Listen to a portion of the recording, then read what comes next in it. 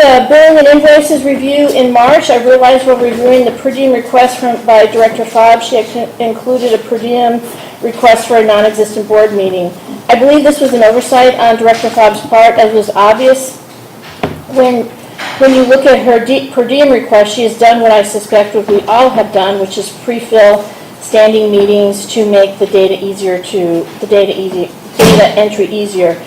It was my intention to address this during the per diems agenda item at the last board meeting and to ask Zach to give us some guidance on what is not an appropriate, what is and is not an appropriate per diem. Over this past month, Zach has spoken to me briefly about the standards we should be following. So I did a review of Director Fobb's per diems going back to September 21, and I've included a matrix that was part of the board packet. At this point, I'm going to ask Zach to give us some guidance as to what is and is not appropriate per diems. Yeah, so there's no definitive list that I can provide you, but I can tell you that looking at a couple of Director Fobb's entries for fees of office, they very much do not qualify under Chapter 49 of the Water Code. I guess I can read off some examples here. I'd be happy to do that. But 10 hours performance review on Sage letters, 15 hours review bills and invoices, 20 hours of beginning to capture website errors and misleading information. Responding to open records requests. She's actually not seeking a reimbursement there for that one or the following one. What's this one say? Organized and reviewed the photos and court filings against Tierra Blanco property. These are all pet projects of Director Fobb, and they absolutely do not qualify for reimbursement. Y'all all have this on the form as directors whenever you submit. So I encourage you to read it before you submit for a fee of office. Performing the duties of a director means substantial performance of the management or business of the district, including participation in board and committee meetings and other activities involving the substantive deliberation of district business and pertinent educational programs. It does not include routine or ministerial activities such as the execution of documents, self-preparation for meetings, or other activities requiring a minimal amount of time. I think it's only fair of me, having reviewed Ms. Fobb's entries and definitely find that several of them do not qualify for reimbursement, that I'll review her prior submissions, and I will review the rest of the director's prior submissions, and I'll bring back a little report next month. I'll go back, I don't know, I'll start with a year, see how far I make it, and I'll come back with a little report, and I'll let everybody know exactly what I think dollar-wise you might have been paid unlawfully, and then the board can decide what you want to do about it thereafter. There's probably a couple of different enforcement avenues you could take. Again, it's kind of going to be up to you all to decide. You can certainly order a director to repay fees of office that he or she didn't earn. If he or she refuses, then it's up to you to decide what to do next. And I can certainly provide you some guidance should that be the case. Okay, so are you saying that you want to review us going, I just went back to the fiscal year. You know, that's what I did. Mm-hmm. Do you want to go back further than that?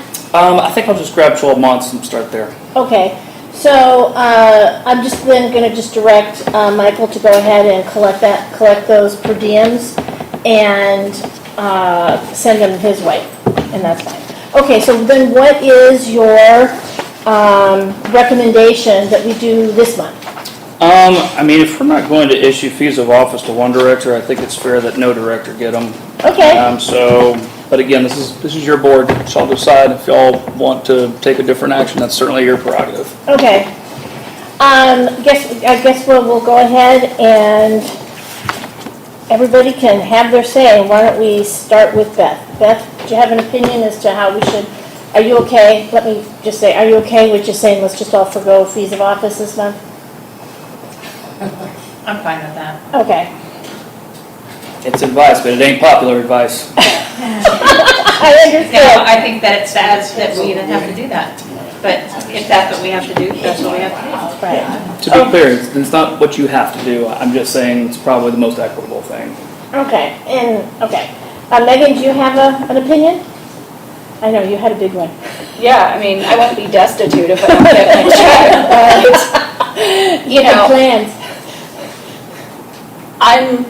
I only ever ask for committee meetings or board authorized activity, so, you know, it seems, I don't love the idea of the rest of us having to forego our fees of office for one person. Okay. I confess openly that as a former Marine, I do have a if one suffers, we all suffer mentality. But again, I'm not forcing y'all to make this decision, y'all's vote, so I just want to kind Okay. of share some of that background and where I get that from. Yeah, no, I understand your completely, Yeah. your perspective. Yeah. My opinion is I'm okay with that also. And I think it's more than totally appropriate for you to do a review. Again, I'm going to say I consider this truly to be a lack of guidance from our previous GC. Fair enough. Okay. So I'll stop there. Linda, what's your opinion? 49.060 of the Texas Water Code states that a director is entitled to receive fees of office for each day the director actually spends performing the duties of a director. The Water Code sets in place when a director is entitled to per diems and the oaths we take to shape the duties. Paramount in those duties is upholding the Constitution and laws of jurisdiction. A fiduciary responsibility to the duty of care includes obligations such as the duty to manage assets competently and to be good stewards of the public treasury, to use due diligence in the selection and supervision of staff, to follow the rules and to uphold the Constitution and laws of the jurisdiction. Examples of a breach of this duty include failure to attend meetings, failure to investigate, failure to engage in the deliberative process, and failure to vote. There were 2 meetings in February, Catherine. The one you're claiming didn't occur was on February 14th, which is the day you hired Zach Evans. You'll find agendas and minutes for both February meetings on the district website. Valente Hill self-tour did not incur a fee of office. There is no X in the box. And the review of Amwana's legal fees in November 2021 had nothing to do with my lawsuit, which was dismissed a month earlier. That investigation was fruitful in February when I discovered the legal fees unreported on the audit report, which was subsequently corrected before finalizing it. The spreadsheet is conjecture and not based on facts. The review of the bills and invoices each month is the responsibility of every member of the board, and my own review has saved this district upwards of $50,000 in overcharges by Infomark and Sage Management in the past 13 months. Errors that the Bills and Invoice Committee allowed to go unchecked, which included paying for services provided to other water districts. This is the duty of the director. The district's ethics policy allows any director to review performance more frequently than once a year as required by the policy. My request to do so was approved by this board and has never been suggested in a public meeting that I not claim a fee of office for performing this duty. In fact, it has been approved by all of you each month for the past 13 months. My investigation led to the discovery of residents being deprived of the rights to their property, fictitious fines being levied against properties and added to water bills, which led to the discovery of Infomark violating the district rules by adding fine amounts in excess of the allowed maximum to targeted residents. It also led to the discovery of Sage's personal financial gain when billing this district outside of their contract terms and with the approval of this board. Every member of this board has been made aware each month, and I have been denied a place on the agenda for 6 consecutive months to discuss it. Investigating and reporting is the duty of a director. Our views on fiduciary responsibility, which is the basis for a director's duty, clearly do not align. Your assertions after the fact are nothing more than punitive. Catherine, your fees of office forms do not contain Thank the you, required Linda. information. Thank you, Linda. You're welcome. When were you denied, just real quick, Ms. Fobb, when were you denied ability to put items on the agenda? I want to know when that happened. That was from, I'll have to look at my calendar and all the ones I sent forward. It wasn't with you, it was Allison. Pre-me. Pre-you. Okay, very well. It was pre-you. I assure you that will not happen on my clock ever again. Mr. Madrano? Okay, so just so I understand, this spreadsheet that I'm looking at are all fees that, in your opinion, aren't, what's the word I'm looking for, appropriate for per diem, right? Okay, let me tell you what I did. I went through her per diem list and I just categorized them. I wrote them down and I categorized them. And after having minor conversations with Zach, I categorized them as yes, no, what is it? What was the third one I put in? It was like Questionable. questionable, yeah. And that's all you're seeing. And so those were the actual per diems that she was paid, and that was my interpretation based on my limited understanding, my limited conversations with Zach. Okay, so based on that, Mr. Evans, you're gonna go and do a review of all of our per diems I'm sorry, go ahead. and classify whether they are legitimate or, I just don't know any other equitable way to go about it. You know, I think it'd be chiefly unfair of me to go through one director's reimbursements and provide a recommendation to this board and not go through all of them. well, I So, agree. Yeah, I mean, so that's where this is coming from. Okay, all right. I just want to understand what, so it's a process that's it's for all of us, right? We're all gonna Right, get. right, yeah. I mean, there's things too that are questionable. I probably have one or two out there that I should have done a per diem for. I don't know, are tours part of your per diem? You know, if you take a tour with stage management, you know, those kinds of things. Okay. Okay. So with that said, you're recommending that we forego all per diems this month?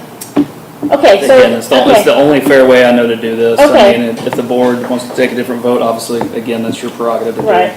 Okay, so I'll go ahead and make the motion then. I move that the board forego the per diems for the month of April, that we're going to be paid in April, and Zach will come back to the board after the review of the last 12 months of per diems for the board. I need a second, please. That's a lot of words. Okay, say it again. We're gonna forego the per We're diem. gonna forego the per diems that were to be paid this month, and Zach is going to do a review of our per diems for the last 12 months and report back to us next month. Okay, so the checks that we sign, we Yeah. don't take them. Yeah, we're Yeah, not. I'll hold it, Yeah, we'll hold them and then make pending determination. Yes. Okay, I'll second that. Okay, okay. So with that said, okay, we've got a second. Okay. Okay. Do you have anything you wanted to discuss about it? Anything else? No, I asked my questions, thank you. Okay, we ready to take the vote? Okay. Go ahead, call the vote. Director Jones? Yes. Director Udo? Yes. Director Frankie? Yes. Director Cobb? I'm going to abstain from this vote because the approval of these per diems was done prior to McGinnis Lockridge, and if there was an issue, the last attorney should have, the board or the last attorney should have made that clear.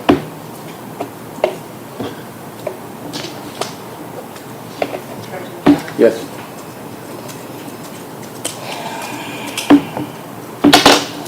Okay. Agenda item 5, consent agenda. And this agenda, the consent agenda includes minutes that were missed last month for August 25th, and I guess that's the only one. And then last month's minutes for March 16th, and the payment of the bills and invoices.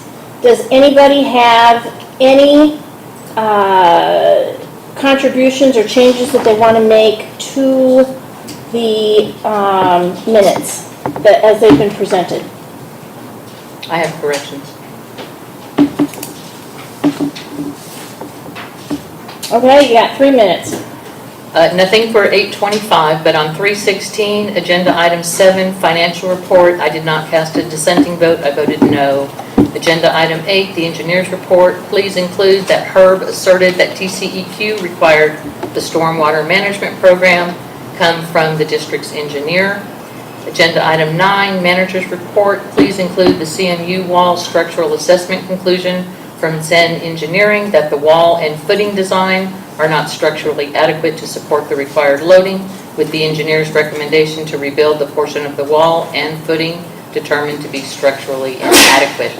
Agenda item 12, DRC report, item 12B, 3104 Birch, the resolution that goes with this agenda item in the 7th, whereas the deed restriction violations found at 3104 Birch include parking vehicles and trailers in the roadway, both of which are not violations of the deed restrictions for this section.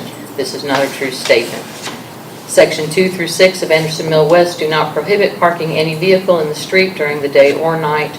Trailers, boats, RVs, and the like are specifically prohibited from being visible on the lot. In the street is not a violation unless expressly prohibited, as stated by Attorney Bill Flickinger publicly in his last DRC meeting of the board on February 14, 2022. Agenda item 13, attorney report. Please include that Mr. Evans denied the board an opportunity for discussion, comments, or questions on this agenda item. That's my minute corrections. Okay. So just a matter of procedure here, I think probably going around to all the rest of the directors first, if they've got revisions, and then maybe we go back to each one individually, and y'all can take a vote on each individual director's requested revisions. I think that's Okay. probably the most Okay. efficient way to do this. Okay. Yeah, in the future, I think that those should be sent to I did, Suzanne? and they kicked him back and said that I needed to do them here. Yeah, so Oh, okay. what I'm gonna ask for the foreseeable future until we wrangle this crew in and we start learning how to work together, what I'm gonna do is y'all will get draft minutes. We will not accept revisions after we send them out or before the board meeting. If y'all wanna come and deliberate on revisions, that's your business, but we're not gonna be changing them in between the draft that we send out in this meeting. We're just not gonna do it. Okay, okay.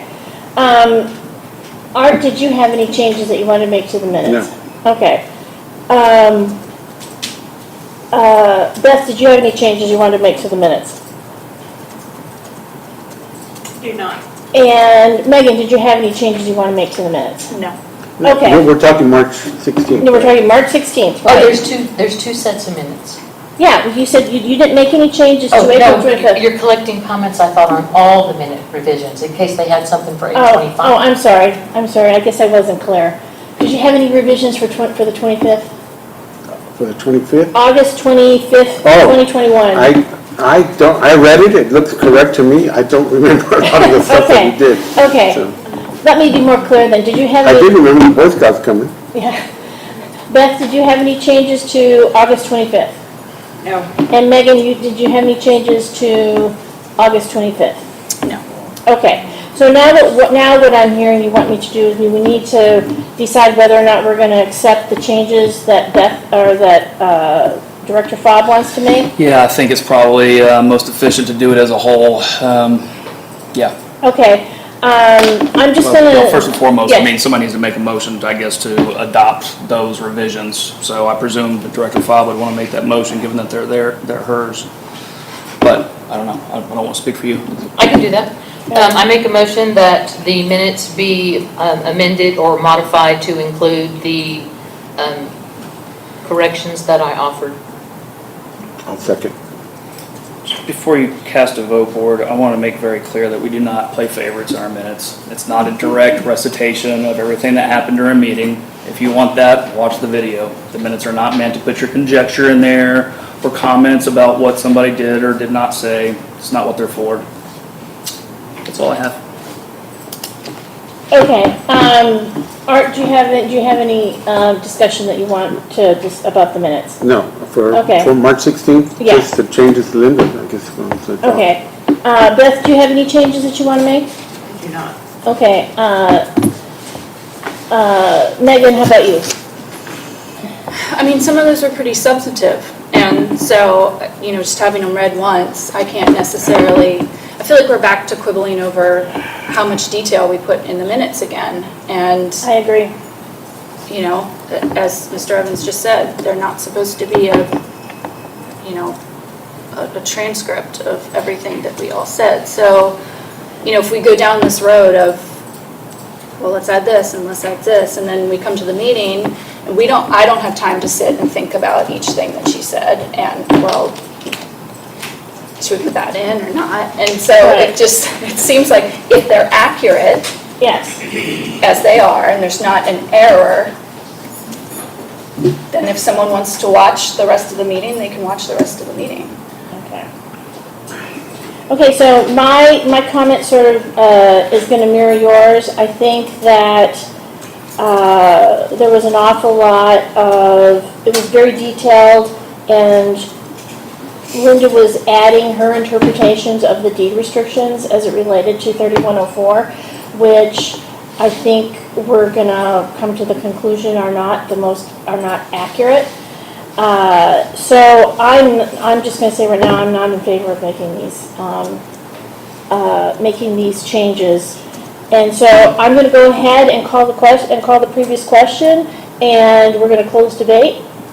And we're going to vote, okay? We were already on the vote? Yeah, we're gonna vote. So go ahead and call the vote. Director Pedrano? Yes. Director Cobb? Yes. Director Frankie? No. Director Duda? No. No. Okay, so what is, we now reached the point where we do not like the way, we don't like her Right, so interpretation. set that aside, and I'm now sorry. you just need to vote on the minutes themselves as Okay, presented. okay, that's what we're gonna do. Okay, so I move that we, Madam President, I just remind you pursuant to the rules that y'all adopted last month. Yes, please help me. The president does have to give another director the opportunity to provide a motion first. If no Oh. director does so, then the president has that right. I would love not to have to make the motion. All right, well, you got four other directors up here, I'm sure we'll have Okay. to do that for you. Okay, I need somebody to make a motion that we, And I wouldn't, I'm sorry, let me just, so, you don't want me to lead them? I don't want you to coach anybody. Okay. Yeah, it's up to everybody here's a grown up, they can think for themselves, they can make their own Okay. motion if they wish to do so. That's how I would present that. Okay, guys, I I'm need, sorry, I have a question here.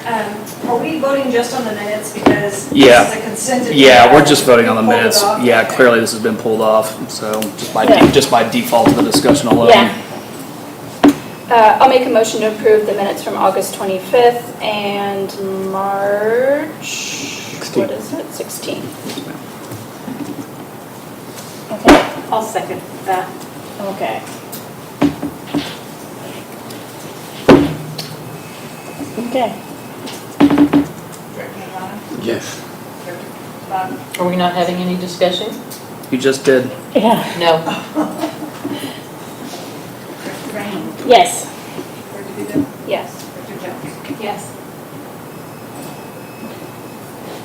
Okay, now we're going to finish up the rest of the consent agenda. So the consent agenda is the payment of the bills and invoices and the quarterly investment report.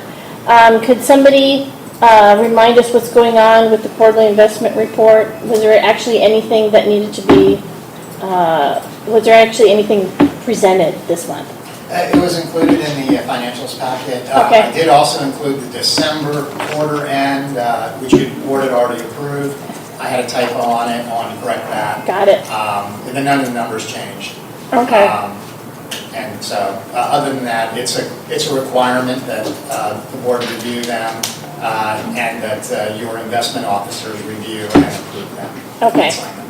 Okay. I want to point out, Madam President, and the rest of the directors, that we did unfortunately miss the financials agenda item that we typically would have. I can't remember if y'all usually do them at the beginning or the end, but we typically have them at the end for most districts. It's all y'all's decision how you want to do that in the future. But given that, this might be an appropriate time for Mr. Luff to provide the financial debriefing, I think. Oh, it was totally missed? Yeah, and that's an oversight on my part. I'll take responsibility for that. Okay, you got 3 minutes. All right, page 5 of the financials that are presented, worth noting that for the month, the district is about 19,000 behind revenue.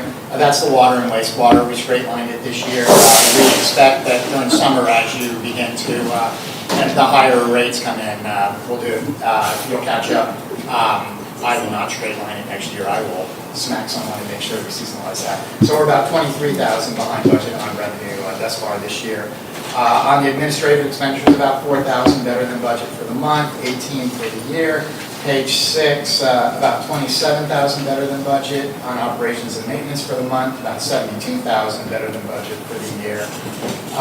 System maintenance running about almost 11,000 over budget. That's basically the trees and trimming. We straight line that budget. Most of the trees and trimming budget that we're going to use this year, we've done. So it's coming faster than we had it budgeted. For the year, we're within just a little over 1,000 under budget. Parks and Trails, pretty much close to budget, all of them. Capital projects, haven't done much work on those, so we're almost 20,000 better than budget for the month and almost 60,000 for the year. That puts us bottom line about almost 18,000 better than budget for the month and almost 140,000 better than budget for the year. Page 11, the taxes, almost 98% collected, very close to last year's collection rate at this point.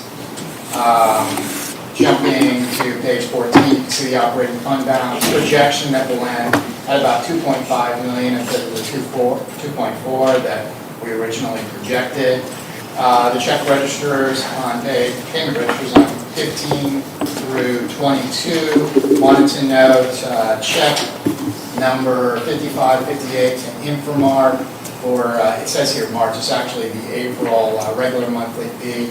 Because that invoice got processed early, before the new contract had been finalized that removed the prepaid maintenance, it was on it. We tried to get them to kick that one back and give us a replacement. They didn't, so we credited off the $9,088 prepaid maintenance. Related to that, the 6 months for the $54,528, I received the check from Infomart yesterday. So that's been returned to the district. I'll get that deposited. We have a grand total of $352,348.09 on the payment register. Pages 23 and 24 show the transfers for the month. 26 and 27 show the quarterly investment reports that we talked about. And the rest of the report is the do not exceed and then the fees of office requests that we received for this month. So for the second month in a row, I included those as part of the packet. And that's all I had to present. Okay. What did I come in at? 257. Okay, so this is my question. You rattled off 352, 348.09. That's the check register. Yes. Okay, we need to adjust that number because we're going to hold back the checks, right? Yes. Okay, so can you give me a new number? You could just simply, whatever your motion is going to be, and it should be, I presume, to adopt the consent agenda. Yes. That's what would be items B and C, with the caveat that you withhold those checks. You don't need to add them up. Okay, somebody make a motion for me then. On this amount?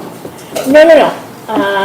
To adopt the consent agenda? I'm sorry, I'm mentoring. Right. Just to adopt the consent agenda, because right now all you have left is item 5B and 5C. So you'll take those up as the same item, but given the fact that we're withholding checks, the motion should include a directive for Infomart to withhold those directors' checks. You want me to make a motion? Yes. Okay. All right, I make a motion to do what Zach? Zach So said. eloquently. I got it. Okay. Do I read the amount of the check register? No, we don't need to do that. Okay. I need a second. Yes, I need a second. I'll second. Okay, you want to go ahead and call? We need discussion after Okay. a second. Okay, so. Hold on. Go ahead. There's actually not supposed to be discussion on the consent agenda in general. That's why it's called a consent agenda. It's Got because it. you had a responsibility to review it before we got here, and obviously we have some discrepancies tonight. We'll make sure that doesn't happen in the future, but that's the whole point of having a consent agenda is move your business along. So I encourage the board to make a motion to adopt or not adopt. I don't care, just move along. Okay, You're not going to back up right now. okay. Go ahead and call the vote then. Director Jones? Yes. Director Duda? Yes. Director Frankie? Yes. Director Fobb? No. Director Yes. Okay, agenda item 6. Just as a point Yeah. for the audience, for the directors, so there's no miscommunication, I might encourage you, Madam President, after a vote is taken, either I can do it or you can do it if you Okay. prefer, just to announce what the decision is. In this Oh. case, it would be the ayes have it, the Okay. consent agenda is adopted 4-1. I'd be Okay. happy to do that if you want. Yeah, you can do Okay. that. All right, very Okay. well. Yeah, okay. Agenda item 6, we have the engineer's report. All right, on item 6A, status of submittal of the district's final storm water management program to the TCEQ is required. That information, we did review that package. That actual document is no longer required to be sealed. So that took that away, that requirement and fee associated with that. We did go through there and provide comments back to Infomar, and they did actually finish the filing of that document. So that's all done, and just as a note, it was $1,500 under budget, so Okay. just as a comment. 6B. As far as the infrastructure with the PEC light project, that's kind of a question mark.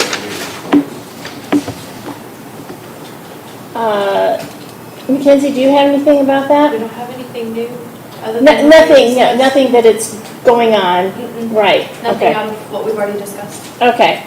6B2, status of the Phase 6 district sidewalk maintenance. We met with the contractor a couple of weeks ago, verified the locations and limits. Few adjustments were made, all the, including the picking up of the additional location as noted last month. They revised the proposal, it's still under the 18,000 that was approved as a not to exceed, and the work should be started early next week. And they're anticipating 2 weeks, assuming no weather or anything else of that nature comes in. That's great. 6B3, advertising of the decomposed trail maintenance.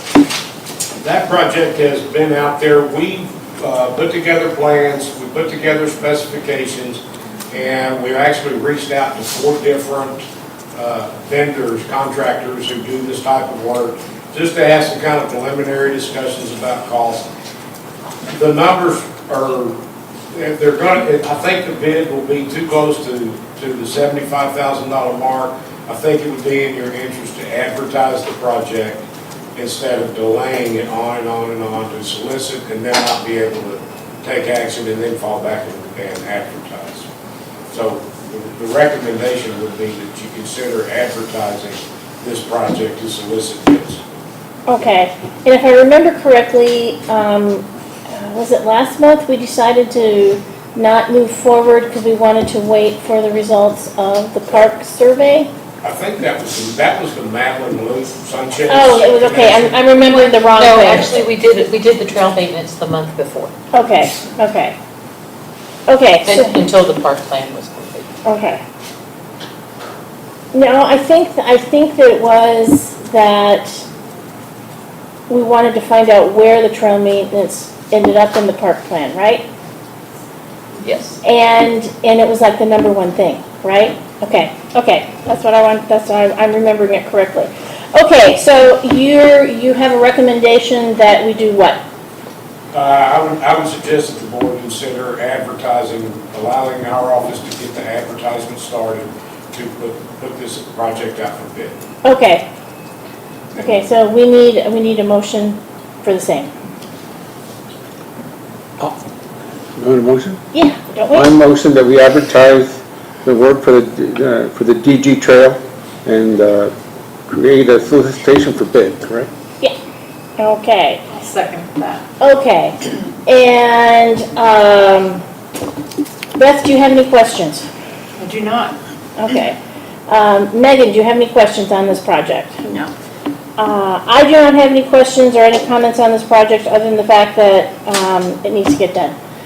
Megan, I'm sorry, Linda, do you have any questions? I have a comment. Yes, comments. Herb worked with the Parks Committee to come up with the budget amount of $80,000 while working with them on the park plan. Now the Infrastructure Committee is proposing the work to be done. This is a park project, not infrastructure, and trail maintenance is included in the park plan. As I recall, the board voted to hold off on this $80,000 project until after the park plan was presented to the board and voted on. The August 25th, 2021 minutes in the packet tonight include Astor Pass Pond Trail maintenance presented in a report by the Parks Committee further supporting this as a park project and is included in the park plan. We agreed to look at the assessment to determine if these things were going to be done at all And if you approve this part of the park plan without looking at the assessment, that is your cart before your horse.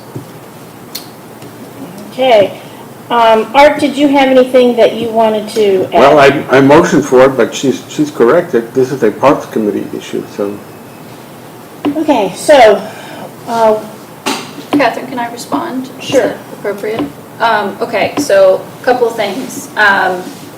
This is one of those things, trail maintenance, that kind of spans two different committees. It's infrastructure because a lot of the trails are around ponds, and the infrastructure committee has historically handled the installation of the trails.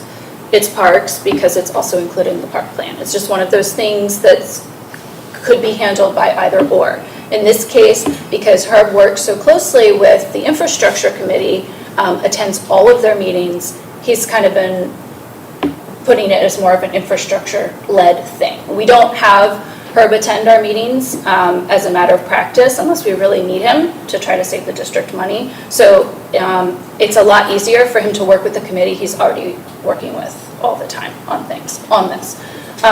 Regarding whether or not we hold off on maintenance for the park plan, we budgeted for this item at the beginning of the year, knowing full well that we didn't have the park plan done yet because we all believed that this was maintenance that was long overdue, and regardless of what the park plan says, we're not going to stop maintaining the things that we have, and that we owe it to the community to maintain what we have regardless of what we end up thinking about doing in the future.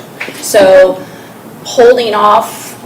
continuing to hold off on doing basic maintenance on our existing facilities until we get the park plan just doesn't seem like what I would support doing. So this, we can keep saying wait till the park plan, wait till the park plan, wait till the park plan. And to me, it's just an excuse to hold off on making any investments in our parks. So okay, let's go ahead and call the vote. Director Jones? Yes. Director Duda? yes. Director Frankie? Yes. Director Bob? I'm going to abstain. Once again, it appears that 4 members of the board on 2 separate committees have been working outside of a public meeting to move this project Ma'am, forward. if you're going to sit here and make accusations that other directors have broken the law, you are violating the rules that this board adopted and said you voted on, it okay? appears- You are making accusations and No. insinuations about other directors. I'm not going to have it, okay? So correct your course of action and speech right now. Do not talk or insinuate other people have broken the law, okay? We're not going to do that. You adopted those rules just like everybody else, I hear okay? you. Move on. Voting on a park plan initiative prior to the board seeing and voting on the plan and its implementation and maintenance costs, or the required assessment of other park facilities in the immediate vicinity violates 49.465 of the Water Code, because the district has not established findings related to recreational What are we facilities. doing right now? This is just calling the vote, yes or no? That's my, Yes or no? that's my answer to, I Madam? abstain. Madam, okay, then move on. That's what I was doing. Okay, Ms. Fogg abstains, Suzanne, thank you. Mr. Madrano? Yes. Thank you. Okay.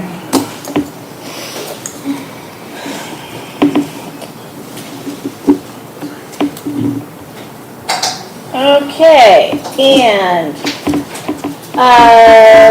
6B4, proposal for the hatch lift station. Yes, on that one, last month we had discussed, our office had been requested to provide a proposal to replace all of the equipment within the hatch lift station. We have done that, each has been included within the packet this month. That information is all-inclusive, it takes care of the design and specifications, electrical and mechanical, whatever comes up in that. Looking at this in a deeper detail after we were authorized to start looking at this, the one item that really comes to play is this is a maintenance project because we're not changing any of the equipment. We're not upsizing the pumps. The electricals will be moved from down below to up top. So with that, as being a maintenance project, there will not be any involvement or requirements to submit to TCEQ or even the city of Cedar Park under their ETJ. And the results was, if you move forward, this project could go a lot quicker than what we had initially anticipated without that knowledge. Also, looking at the cost, I think we're looking at an equipment cost of closer to the neighborhood of 350 to 400,000. Not that huge number that was just thrown out as a swag last month as a seaway. So I heard about $500,000 with your services included, Yes, more or less?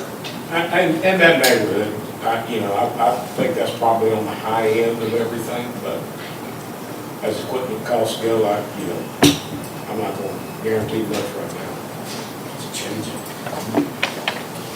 Okay, so, somebody want to make a motion? Well, okay, first of all, so we're gonna continue, is this for next year's funds or this year? I wonder. Well, let's talk about that real quick. If I remember correctly, in the infrastructure committee, we talked about, the actual implementation being a future budget, but the planning process, because we figured it was gonna take a year. Initially, yes, and where we're at, as we discussed at the last meeting, is now we could be in a position to actually have the plans, the contracts, everything in place, ready to advertise, because this will obviously be an advertised project for, even though it's maintenance, to do so in the September timeframe, such that in October, November, next fiscal year, you can decide whether or not you wanted to do this project.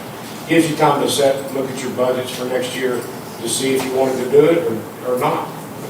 Okay, so, but the design, your part, your front end part, which I think was $60,000 or something like that. It's broken out, 63, 15, 15, 15. Yeah, the services are all broken out. It's 108,000 total. Yeah, Okay. somewhere on there, yeah. So some of it's gonna be this fiscal year, some of it's gonna be next fiscal year. Okay, okay. So where do we stand from? Michael had actually answered some emails for a different director on this, and we kind of talked about, well, they kind of talked about how we didn't have the same kind of budget structure that we did last year. Y'all did away with the special projects line for engineering this year, which Okay. is something that you typically always have. I think that y'all foresaw that the engineering costs would be less this year, so we'd have to pull and stretch in a few areas that we probably aren't necessarily prepared to do, but we looked at it from that standpoint, thinking you'll have that special line that you always have and you don't. But didn't we offset it with something else? No, actually, what happened is that you had a 70,000 budget for special engineering special projects in prior fiscal year, and ran had over 100,000 in it, and the decision as we worked through the budget was that We wouldn't need it this year. yeah, the board did not want to spend that much on engineering. So the decision was to remove that line and to put all of the base engineering work, including the special projects, in the engineering line, which stayed at the same 40,000 from one year to the next. So the belief was that somehow, that 160,000 in engineering would turn into 40,000 this year. That has not happened. In terms of the question of whether you want to have, as we go into the next year, a budget line for things like this, where you want something that you know is outside of your normal scope, whether you have an engineering special line for it, or what the other thing that you typically do, and you did do in this budget, is to create a special project under the capital project / outlay section, and track the costs in that. And in this case, that was not done for this. That's, say you're in an area where you're doing something that you didn't have budgeted. So this is the two-part thing. We're gonna have to allocate 108,000 for Hertz work, the precursor to the construction phase, which will fund next year, right? Which is below what we were gonna estimate of, 1.5 million, something like that? It was like, something crazy. Yeah, I mean, the project now is a third of what we were originally looking at, but we didn't time it right from a budgeting point of view. That's what I'm hearing, guys. Yes, correct. And the design phase, from this to start and do the design phase and the construction documents, you're looking at 63,000, not 108, right? Okay, so do we have $63,000 somewhere in the budget that we can move Not around? in the budget, Not in the budget. but you are running 163,000 better than budget right now. So- You have, budgeted $247,000 in various projects that most of which you won't do. So, or at least at this point, does not look like it'll do by the end of the year. So, the question, as always, is, it depends on how you look, and the answer is, how do you look at it from the budget? No, you don't have a budget for this. But yes, you have the opportunity to determine that you wish to do it anyway and decide, well, we're probably not going to do the capital outlay for the lift station for $50,000, say, or the $45,000 for the playscape. You have projects that you might have thought you were going to do this year, but you realize now, given where we're at, that you might not. And then that might be the determination that you want to, effectively reallocate. Okay. Or, and then the other option is you can just simply decide, no, this needs to be done, and that we recognize that it's an unbudgeted item. And if you really wanted to decide you want to do that, you could also then amend the budget and say, we changed our mind, we realized this is something we want to do, and we want to reflect that in an amended budget. Okay. Something else So, to consider. a lot of options, I'm sorry. Something else to consider is you don't have the line item for the cap anymore either, as a cash flow. Right. So Though that's something not else- actually a line item on the budget. It's not because the budgeted? cap. Right, because the expenses were budgeted in each one of their Yeah, you're right. elements. They're different for the The ones- cap is something that was on the balance sheet, so it's Correct. not part of your budget. It's part of the financials, but it's not part of the budget. So scratch that. The actual work was in all of the various Right. departments. So what are the risks if we don't do this here, but we wait to fund the whole thing until next year, You're pushing back again. pushing back the lift station? I think because you have a 50K line for, what was that for the lift station? 50K. For what though? Capital outlay lift, I think that was to, Was that a for pump? pumps. Yeah, we put. Yeah, that was Yes, taking that- care of that y'all yes. decided not to do. So you have at least 50K of that initial 63. So you're looking technically for the 13 because y'all have already voted not to add the second one. Okay, so my next question, can we take it from somewhere else? Well, like you said, you're already doing 163 better than budget right now. That money is there. So technically, yes, but there's not a specific budget or bucket I can tell you to pull it from. Okay. So Zach, if this isn't a line item on our budget, can we make a motion to increase the budget? Yeah, it's just like Michael said, you can adopt an amended budget, but you can come back and do that next month. It's Yeah. not anything you gotta Well, do right now. my personal opinion, that we start him this year, and he does all the precursor to the construction phase. Right. And part of the 63,000 is construction too, right, Herb? No, that gets you up to the bidding and construction. Oh, okay, so it's the scope and, We will have the project ready for. oh, okay, yes, final plans and specifications. Yeah. Okay. But the construction phase services, the engineering services, all those, are those construction or are those pre-construction? These construction support is on page 22 of your item. That is after you've bid, we start bidding the project through the rest of the construction. So if we allocate 63,000 now, and then the remaining portions, which is, what, 45,000? Be part of the next year's budget. Would that work? Would that work if we Yeah, that's what we talked about in the infrastructure. If you could do the 63 this year, the rest of it, along with the cost. Well, we allocate for the project fund. You can start, if you can budget, you budget that for next year, October 1, and you're good. That make sense? Yes, yes. Yeah, shoot, I lost it. Okay, we're done. I know. Oh, there it is. Okay, so, do I make a motion? Make a motion. I make a motion that we allocate $63,000 for the final plans and specifications on the Hatch lift station for Gray Engineering to start finalizing those specifications, and then when the new fiscal year will include the other $45,000. Okay, Does that make sense? yes. Okay, can I have a second? I'll second it. Okay, yeah, okay. So Beth? Yes. Okay, Beth, do you have any questions or comments? I think it's great because it looks like we're only missing 13 for this year, so it's, yes. Okay. Megan, do you have anything to add? No, this may have already been said, but we are already over budget for just engineering, just in general, already at halfway through the year. Not her fault, just we didn't budget very well. But yeah, if we can do that, take that 50 from that Other- cap outlay, then yeah, Okay. Okay, and I'll go ahead and say, I think that we should go ahead and move forward with this budget item. For 63,000. Yeah, and Linda, do you have any comments? I have questions for Herb. Herb, is a generator required at that lift station now? You're supposed to have a dual obligation during the design. We're going to look at putting an alt generator in there, and that eliminates your operators having to drag out a generator, and you maintain service that way. We don't have a generator at any other lift station, do we? Correct. Okay, so this will be the first one. And is the stormwater pollution prevention plan necessary for this project? That is, in that area, that location, there will be no adjustments required for that. There will not be. Okay.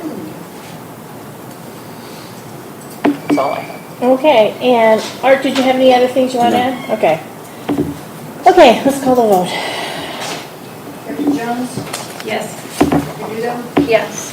Director Frankie? Yes. Director Faub? Yes. Director Madrona? Yes. Votes 5-0, Madam President, the ayes have it. Okay, thank you. Okay, agenda item 7, general manager's report. Okay, so, y'all want to scroll on to page 8 of mine? If y'all need time to get there, you can get there. Okay, hold on. It's in the marked folder. The infrastructure committee met and we all kind of talked about some additional options that we can do to test for the issues with water accountability. One of those is that your commercial meters have not been calibrated, since I'm not entirely sure when. It's not a standard as far as what you should or shouldn't do. Everyone believes in it differently for the different meter sizes, but that's going to be a first step to make sure that they're all registering your flows correctly. And I highballed you on that 7,500. It actually came in right at 3,500. So we had, I don't know if Art and Kathy all remember us discussing that, but that will test all of the meters within the commercial meters for the district, all of your 1 inch, your 1.5, and your 3 inches, which is all that you have. And they'll basically come out, your 3 inch meters will be field tested because they can be, but anything smaller than that actually has to be brought in. So they will switch out a meter, bring it in, and do in-house test, I believe is what it's called. It's the same calibration test. They test them in-house and then they take them back if they're reading accurately, and they'll provide us a report per meter on what the accuracy ratings were. So this is what the infrastructure committee wanted to recommend as the first step here. And then going beyond that, if our meter calibrations come back within range and we don't have any crazy outliers, that would deem this to be the main issue for the water accountability. The next step is going to be to do a district walkthrough where we have techs from the collections and distributions team that will actually walk the district property. Instead of just looking at the lines inside, you're going to be looking at the ground outside where you will have leaks. You will have patchy green areas where there shouldn't be patchy green areas. They'll walk all of the parks, they'll walk all of the ponds. And if they find water anywhere, they will test it for chlorine. If it has chlorine in it, they will trace it back to where it's coming from. So that's what our two things are. So my report says 7,500 to fluid meter services. We're going to change that to 3,500 because it did not come in as high as they told me that they thought it would. I thought we had more 3-inch meters, but we don't. And then that next one is not to exceed of 8,000. It was y'all's recommendation to have both approved. That way when the meter calibrations come back, we don't have to wait for another board meeting to get the second approved. Okay, so you're looking for a motion. A motion to approve 3,500 not to exceed to fluid meter services to do the calibration of all of the commercial meters within the district. I think you should do these as two separate motions. Yeah, I So that agree. would be the first one. Okay, Art, you want to take that on, please? I'll make the motion for the not to exceed $7,500. No, 35. Huh? No, $3,500 to, from the infrastructure committee. Okay, I'll go ahead and second that.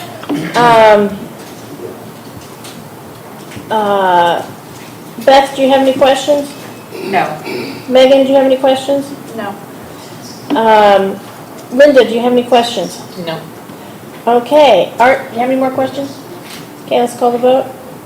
Director Madrona? Yes. Director Cobb? Yes. Frank? Yes. Director Evita? Yes. Director Jones? Yes. Votes 5-0, Madam President, the ayes have it. Okay, your next motion will be an Infomark C&D crew walkthrough for not to exceed of 8,000. That's going to be 3 crew members, the mule and a truck, and they will walk the district for, I think we've budgeted for 3 full days to be here. On a tangent, I know it's bad, but what's our, what's it? 83?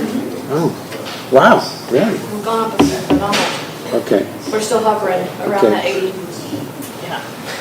All right, so I make a motion for not to exceed of $8,000 for Infomark to walk the, and collect the, with the distribution team, to walk the district, check for green patches of grass, wet spots, trickling water, etc. Can I have a second? I'll second. Okay. Beth, do you have any questions? I do not. Megan, do you have any questions? No. Okay, the question I have is this something that can be done with a drone or something like that, about, the walkthrough? No, because if they find water, they have to test it. Okay, So beyond that, we test it for chlorine. If it has chlorine in it, we trace it back to its source. That's the big problem there, is you can't test water that you see by a drone. And a lot of times what they can do is, because you're in your detention ponds, the inlets and the outlets are big enough for guys to walk through. I don't know how you would navigate a drone through, but they'll Okay, take however okay. many steps inside that they can to see. They can try to locate the source. If it's coming from a crack within the wall or something like that, they can check it from there, and then you'll know you have an infiltration leak of some sort by the main line. okay, okay. Linda, do you have any questions? I'm just not so sure that walking the district is going to be, for $8,000 is going to help us, since we've been looking for these leaks now for a year. I can support hiring a specialist in the field of leak detection to resolve the problem once and for all. And I would embrace a message to the community that says, help, we're looking for lost water, complete with guidelines on what to look for, like a scavenger hunt. However, I cannot support throwing more money at Infomark while they try to figure it out, because it's been a year now, and leak detection is part of your base fee. Okay, Art, do you have any more questions? No. Okay. Let's go ahead and call the vote. Well, I do have one thing. So, walking this special team that walks the. They this is- specifically this work is on outside the collections and scope. distributions. Yeah, it's not included in your scope. This team is a specialized team in collections and distributions, and they service all of your line breaks, wastewater and water. They're the team that come out and fix any of those. They are the ones that do specifically that work. They So don't they're do specialists in anything that field. Technically, yeah, they are. They don't do anything else for Infomark other than that. There's a crew chief that will be on it and 2 team members.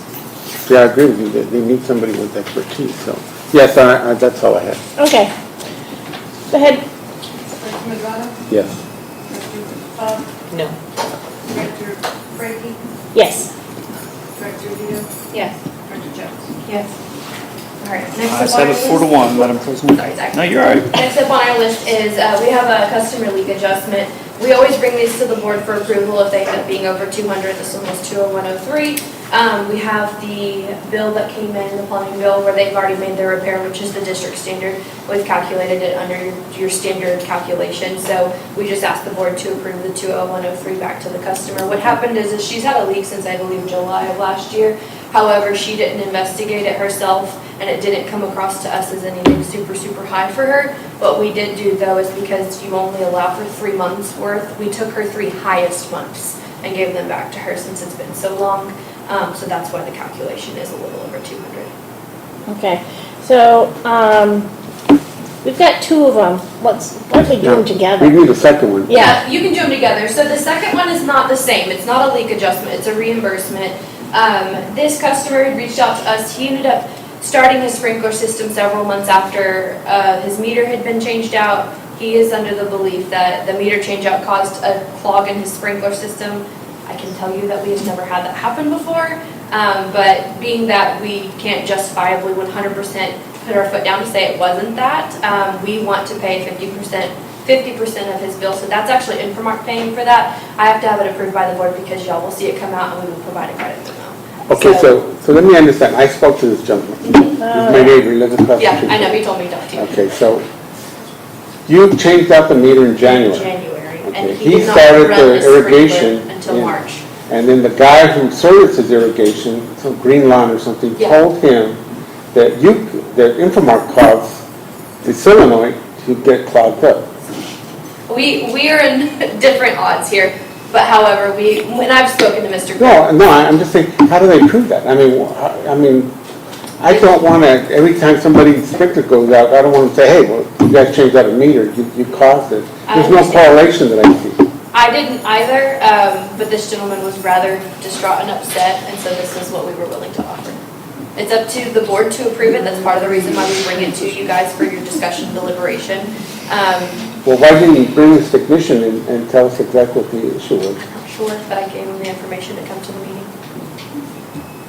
Okay, so Infomark, you're We gonna, would be reimbursing him 50% of his irrigation repair bill. Is that just 227.32? So that, I list that out because y'all will see it come out, because it'll go on his bill as a refund back to him, and then we will credit memo y'all, So you're extending him an olive branch, basically? essentially. I'd recommend y'all take these in separate votes. yeah, I do too. I'm thinking the same thing. Let's go ahead and, Vote on the first one, vote Yeah. on the leak adjustment. okay, yeah, so somebody make me a motion. I'm not gonna make that. Okay, make me a motion. It's a different one, it's the first one, Art.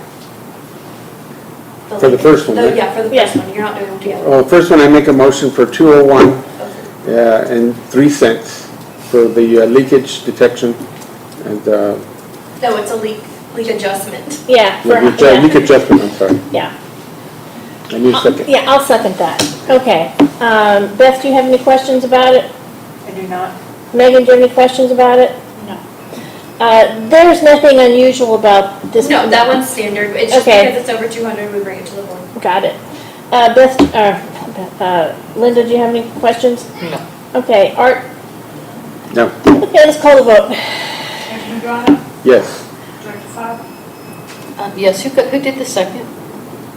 I did, Catherine. I Catherine. did, yeah. Thank you. Director Frankie, Yes. Director Dudo, Yes. Director Jones. Yes. Okay, so the next one is a 227.32. And basically here's a squeaky wheel is what I'm hearing.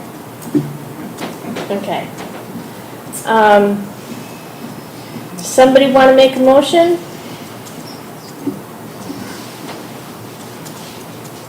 Well, let me ask you this. Do we have to make a motion? Because Infomark is saying that they'll pay it. They'll pay them. If Well, you it's guys- coming out of the district's funds, Oh, that's the well, problem, no. so you do. Okay, I'm But not we gonna would do it. reimburse you for that, you'll have a credit memo to show the two canceling out, but because it comes from the district funds to pay it back to that customer, it has to come to the. I'll make the motion. Okay. I motion that Infomark, or that his customer gets reimbursed for his sprinkler repairs at $227.32, and for Infomark to reimburse the district that expense.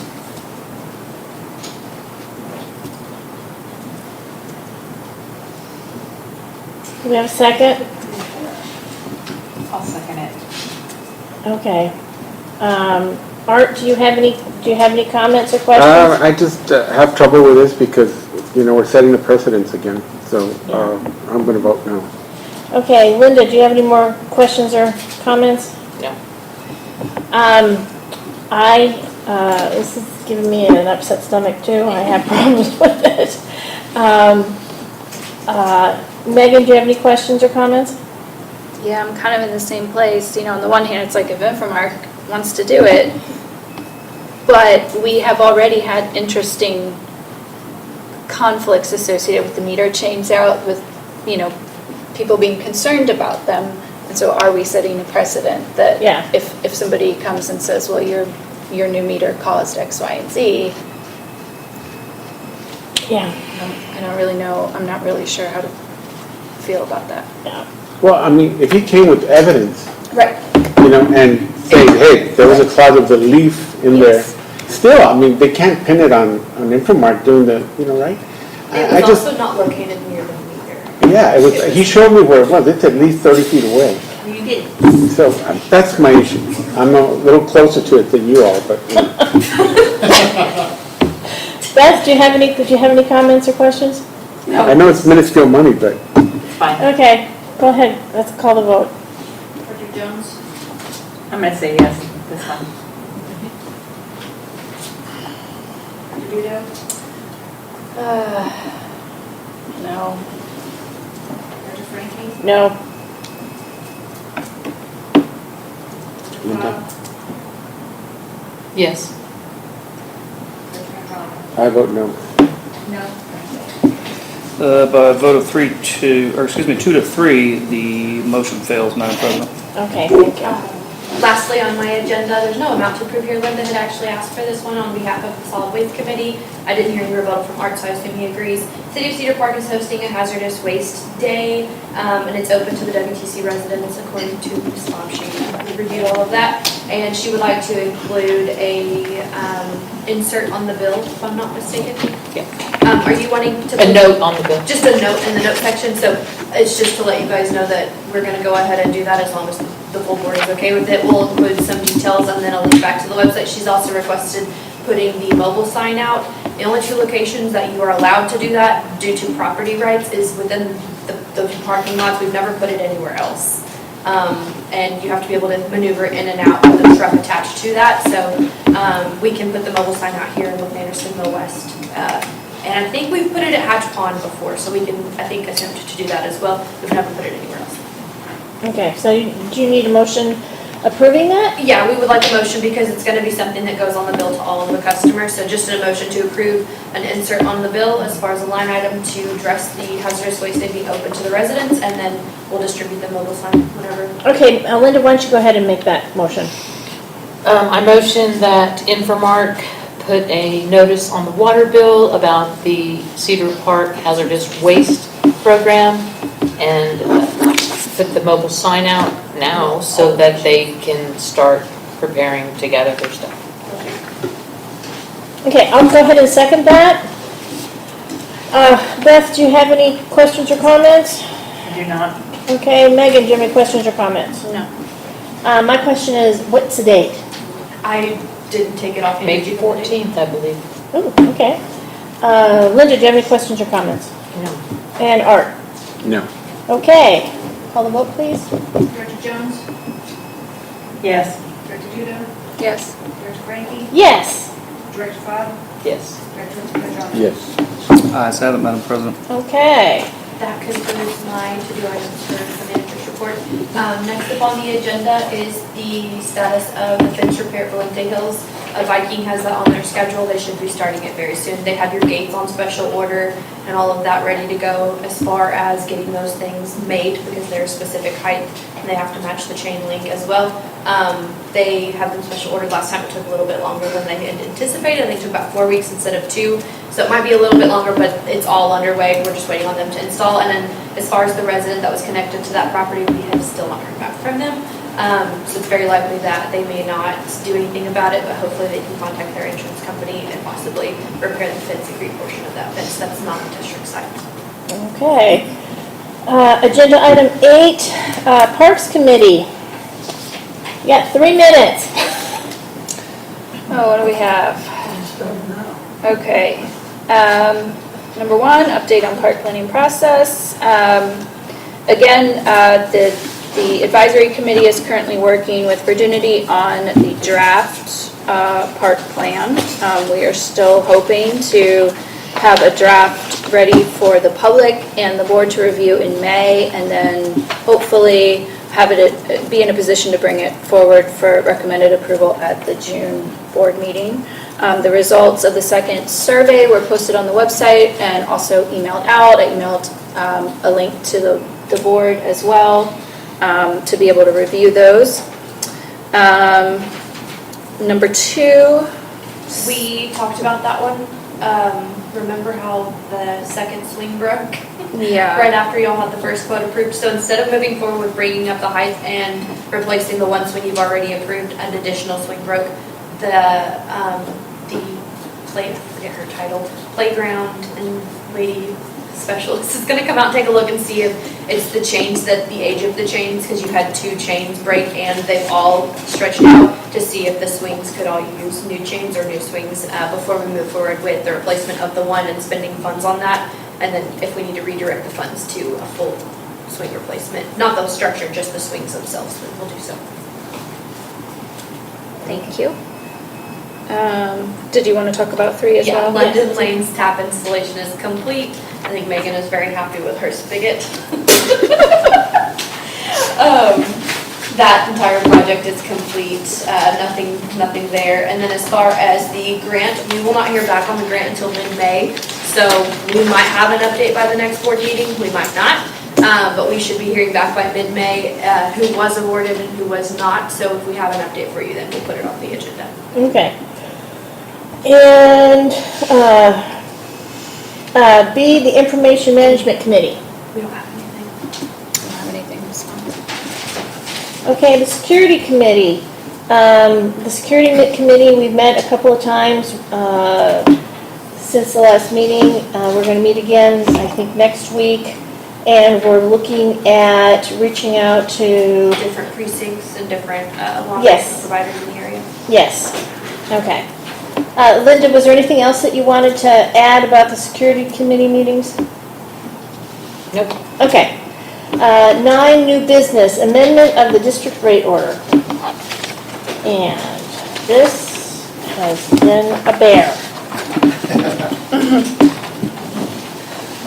Madam President, do you want me to tackle this? Or do Please, you want me to- please tackle this, because I'm going to have questions too. Okay, very well. Yeah.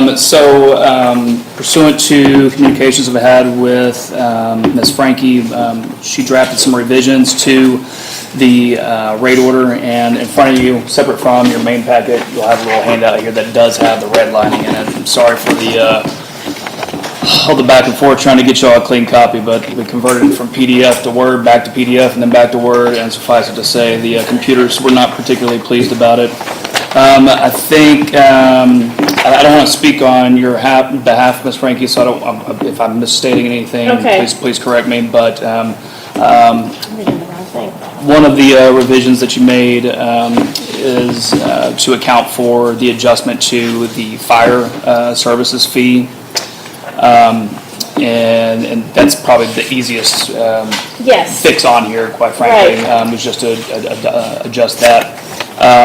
One of the other more substantive recommendations or revisions that you were wanting is to hold property owners, landlords essentially, responsible for the unpaid invoices for services of their tenants. Am I misstating that intent? Just the fire and the basic service for the trash and the fire protection. Yeah, so my advice is to not put that into Okay. your rate order.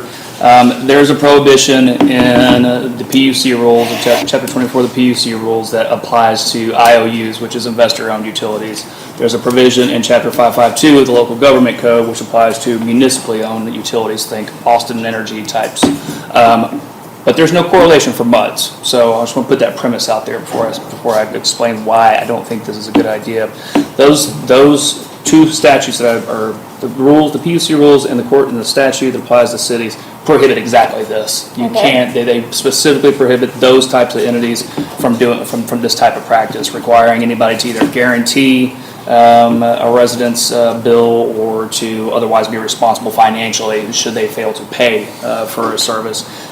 There is no corresponding statute I can point to that applies for MUDs. They're accepted from the rules of Chapter 24, and that 552 doesn't apply to MUDs either. But I will say, as a best practice, I would encourage you to follow along that path that the PUC rules provide as far, and the Chapter 552 as far as that prohibition is concerned. So there's also a common law concept of contracting and equity, and I think if you were to put this in front of 5 attorneys, which I did this week, across the board, they would encourage you to stick to the pattern that's established for IOUs and for municipally owned utilities in statute and in the rules. I can't, as with the question about putting the bills on the deed restriction fines on the water bill, you can't point to any statute that says you can or can't do it. It just doesn't exist. Okay. So, I can't tell you that it's illegal per se, because it's not. But again, just as a matter of best practice, I discourage you from doing this. Okay, that's fine. Let's go into the next parts. Okay. And let me just preface this by, when I was going through this, I was thinking about all of the things that have happened in the last year that we've had to deal with, and try to incorporate that into the rate order. And then what you're coming back with is, you don't need to do that, you already have the authority. And I remember, I sure wish I had a general counsel that was willing to speak up and provide some guidance when we were struggling with how to address something. Yeah. So I'm glad that that's going on now. The other thing that I did was I looked at all of the fees, and a lot of the fees were just flat. $25 here, and I went to Mackenzie and asked her, said, how much does this cost? And the cost wasn't going to be covered. So I tried to move to cost plus a fee, meaning the members, the resident is going to pay whatever it costs us, and then there's a fee for us to do it, if that makes any sense. So we're never going to have to look at, 5 years from now, how much does it cost to do a meter check, whatever. We know how much it is, and then there's just going to be a flat fee on top of that. So I'm trying to, and the other thing that I was surprised to see is that all the commercial accounts pay the lowest residential rate for their water, which I don't think is appropriate. I think they need to be paying a higher rate than the absolutely lowest rate that we have. So keep going. So that was just the high level of what I was attempting to do when I looked over this. Okay, very well. The other substantive revision that Ms. Frankie was indicating she'd like to make was to strike all the provisions that apply to new connections, basically, applications for new connections. Even though y'all are built out, I recommend you leave that alone and leave it in there. There's always, a possibility that somebody could come along and want to develop a new lot. I've got it going on in Andersonville down the road, and it's just, you just never know. So I'd encourage you to leave that alone. Let's see. Flipping over to page 7 of that draft here, I recommend leaving the park development fees in for the exact same reason. You just never know what's going to come along. You made some revisions to calculate. We basically redid the formula for determining how to determine winter averaging, basically, whenever they don't have sufficient billing history for winter averaging. Right. And so basically you kind of simplified that to basically provide that if they don't have that history for December, January, February, then it'll be calculated based on 10,000 gallons of water use. I think that's perfectly fine. Moving right along. Let's see. Did have the revisions to those rates as far as the hydrant meter fee. And remind me, that was part of the correspondence from the fire department. Is that right? Cedar Park. Thank you. Okay. Okay. Let's see. On page 12. Yes, ma'am. Page 12, you considered putting some language in there to define tampering. We've had a couple instances lately where folks have basically inhibited the district's general manager and operators from accessing meters. That is absolutely illegal. It's a crime under Chapter 49 of the government code. The water code. I know it's here acknowledging that you've committed a crime by nodding your head. Okay, you're just waving at me for fun? Okay, cool. So it's absolutely a crime, and tampering is already defined under the law as well. So, when you've got something that's already in statute, there's no real reason to double up unless you just really want to drive that point home. So what I recommend is that we strike that and just put that little tail end down there, which is what I added. Yeah. So kind of took what you put in there, but recommend not putting definitions of tampering or interfering because it's provided under statute. Okay. Let's see, added a provision stating that water adjustments won't be made for leaks inside the house, such as running toilets, faucets. I think that's perfectly acceptable. You made some revisions to, let's see, the testing fee, well, there's no, a meter testing fee, excuse me. And, Well, in 14, I said that you can only have one payment plan right. a year. And I don't see any issue with that as well, or either, I should say. Let's see, I had another one where I've recommended not putting in there. Suspected water leaks, you know, while I certainly agree with the sentiment, you've already got the authority to disconnect in the event that you got a suspected leak anyway. Okay. So, you know, again, it's just kind of one of those things that you've already got that authority under PUC, TCEQ rules and Chapter 49. So it's just kind of a, if it ain't broke, don't fix it type Okay. situation there. And then last but not least, on page 15, same issue as far as charging landlords, tenants. You know, so the termination notice is very specific. What you have to put in a termination notice is very specific if you are an IOU under Chapter 24 of the PUC rules, and you've got about 15 things you got to put in there. Same with municipally owned utilities, but as with, you know, the issue of the charging landlords for their tenants' bills, there's just no statute we can point to that makes that applicable to MUDs. But I do recommend as a best practice, though, that you do provide some kind of buffer for folks when you're providing them a notice of termination. If you've been using 15 days, I recommend sticking to it. I just think it's fair and equitable. Oh, no. Right here. What? I'm The sorry. right of the hearing. I need to Oh, the hearing. understand the hearing. Yeah, so again, that's tracking the PUC rules, which again, don't apply to us, but it absolutely requires a hearing for those types of utilities. And so, you know, again, this is a best practice. I recommend you do it because it's a best practice, and I think it's very common. I could walk you over to 10 different MUDs right now that provide some level of a hearing. But if I recall correctly, that hearing process that again is applied to those other types of utilities, it doesn't have to be anything special. It doesn't have to be the full board. It doesn't have to be a subcommittee. It could be one person. It could be your general manager. It doesn't matter. It's up to the board to decide who that is. Okay. Y'all have kind of already operated, I think, in general with stuff like this as far as like coming to the DRC traditionally. Right. And last month, we didn't have DRC, so you came to the full board. You know, I would posit to you that unless you've got, you know, a litany of these things adding up, that you just have people come to the board and you've all got the same information at the same time. Okay. That's what I wanted to understand. All right. Same thing on the chapter or page 16. I wouldn't recommend striking that the notice part.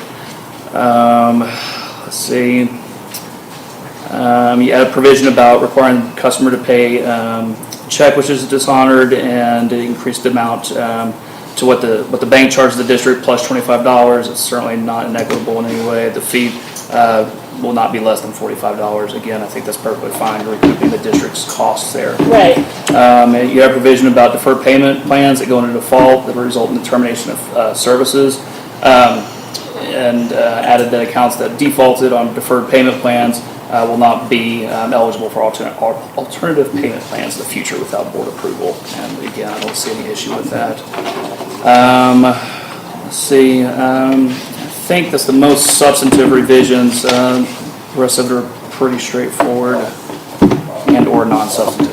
Okay. So this is your agenda item, so I will not answer questions on the revisions except for to opine on their legality if anybody has questions to that effect. Okay, so let me see if, I move that we, before I do, the fees that we needed to address were updated in here, correct? I believe so. That's right. And were they the fire fees or were they the water?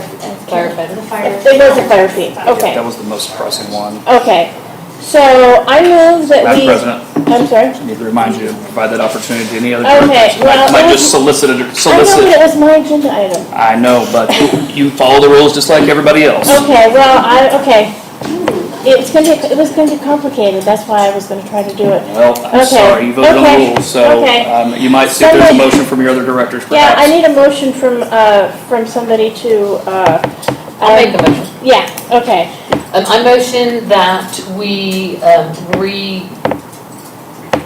present the rate order with the recommended changes from Zach, so that we can see what it would look like with all those changes. You went through a whole lot really fast. Just to be clear, those are not my recommended changes. I didn't draft those No, you revisions. said like, I recommend you don't Right, strike right. this. Okay, I just want to or make do sure, strike just want to make that. sure we're talking Yeah. about the same Yeah, thing. those, what he just suggested, because with that many and that fast, I can't keep up. Sure. So if we could see, so my motion is to prepare the rate order with Zach's suggested shoulds and should nots, and then let us look at it for one final time, and then move forward to approve it. Okay. Can I have a second? Second, okay. Art, do you have any questions? No, I agree, it's a busy form. It's horrible. It You is. know, I read some other rate orders online and it's like, this one's just horrible. Horribly. Did you have insomnia or something? No, well, anyway, so, yeah, I mean, in Yeah, fact, I told I need it Suzanne. all cleaned up so I can Yeah. review it one more time. Okay, anything else that you wanted to add there? Art?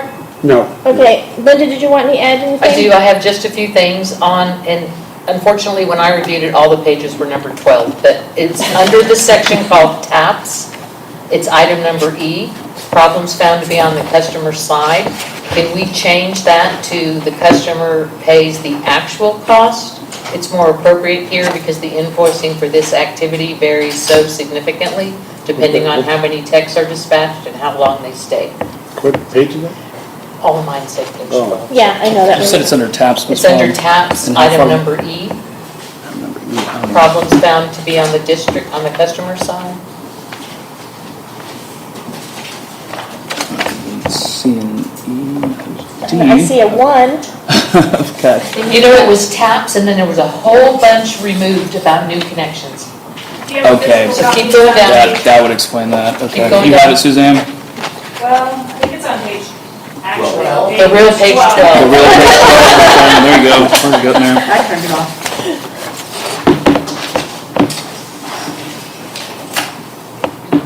And which item, I'm sorry, Ms. Fogg, Item number E? E. Okay. Problems found to be on the customer side.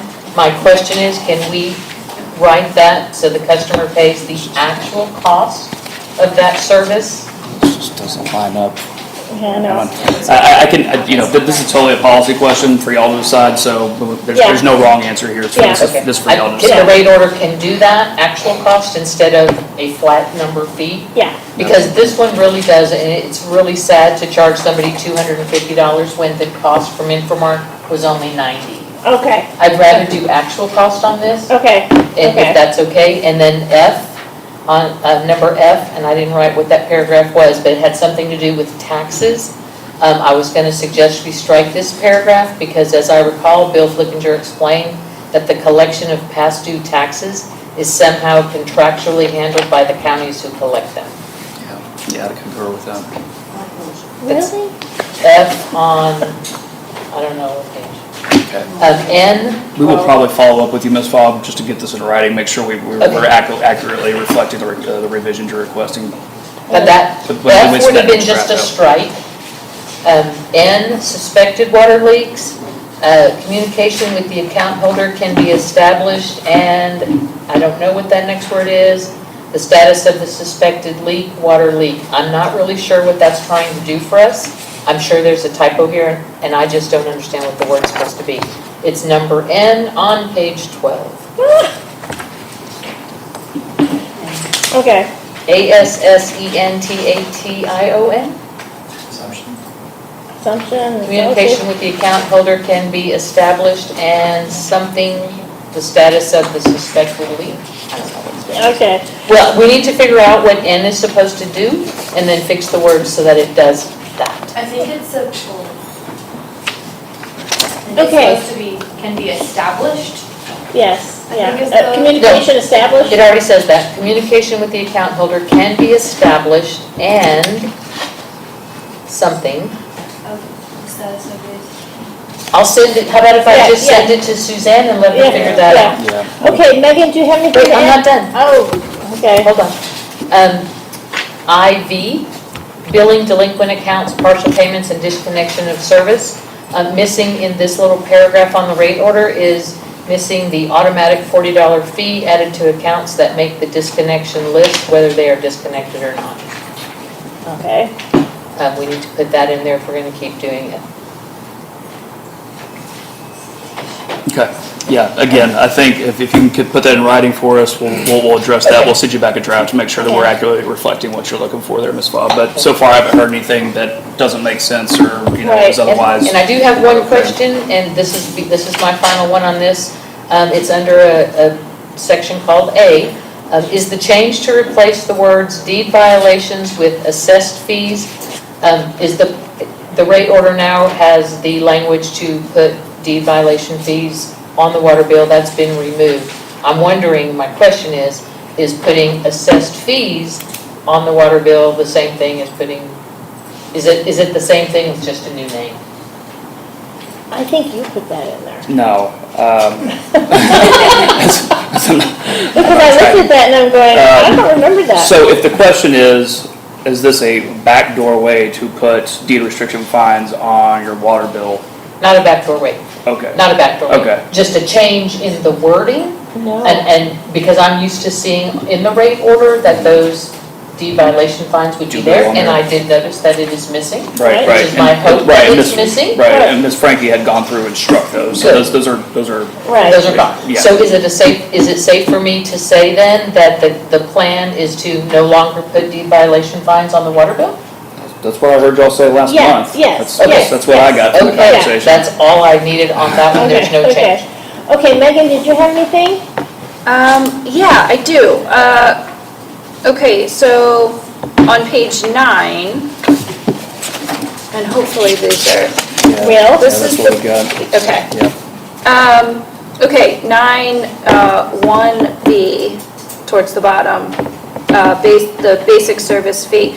I couldn't quite understand what the intention was with the strikeout with the 25, because then it was replaced with 25. So I was curious if you were intending for that to be a flat fee, in which case the remainder of the sentence should be deleted, or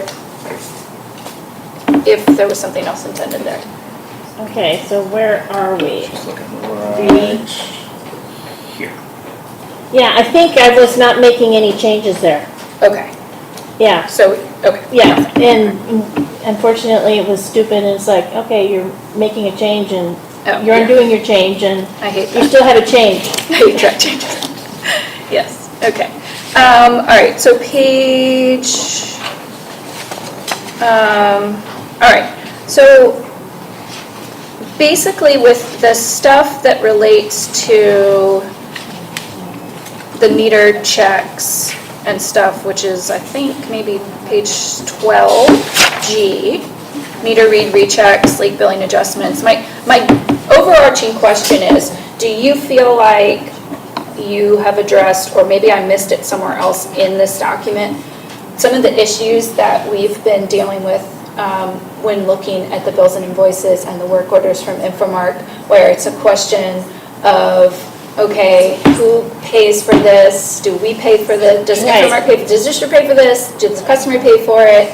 So I guess some of the specific questions I had is, do you feel like this addresses, like, does the language that you have in here for the meter check cover what happens when a customer calls Infomark to investigate a leak before calling a plumber? So, like, what do we, because there have been instances where they'll say, oh, we need you to come out, and Infomark will go out, and then it's like, oh, well, you have to call a plumber. And They so, always claim they have one. right, so how are we handling those incidences? What we do if the plumber says that it's on the district's side, but then the district comes out and says, no, it's not, it's on your side.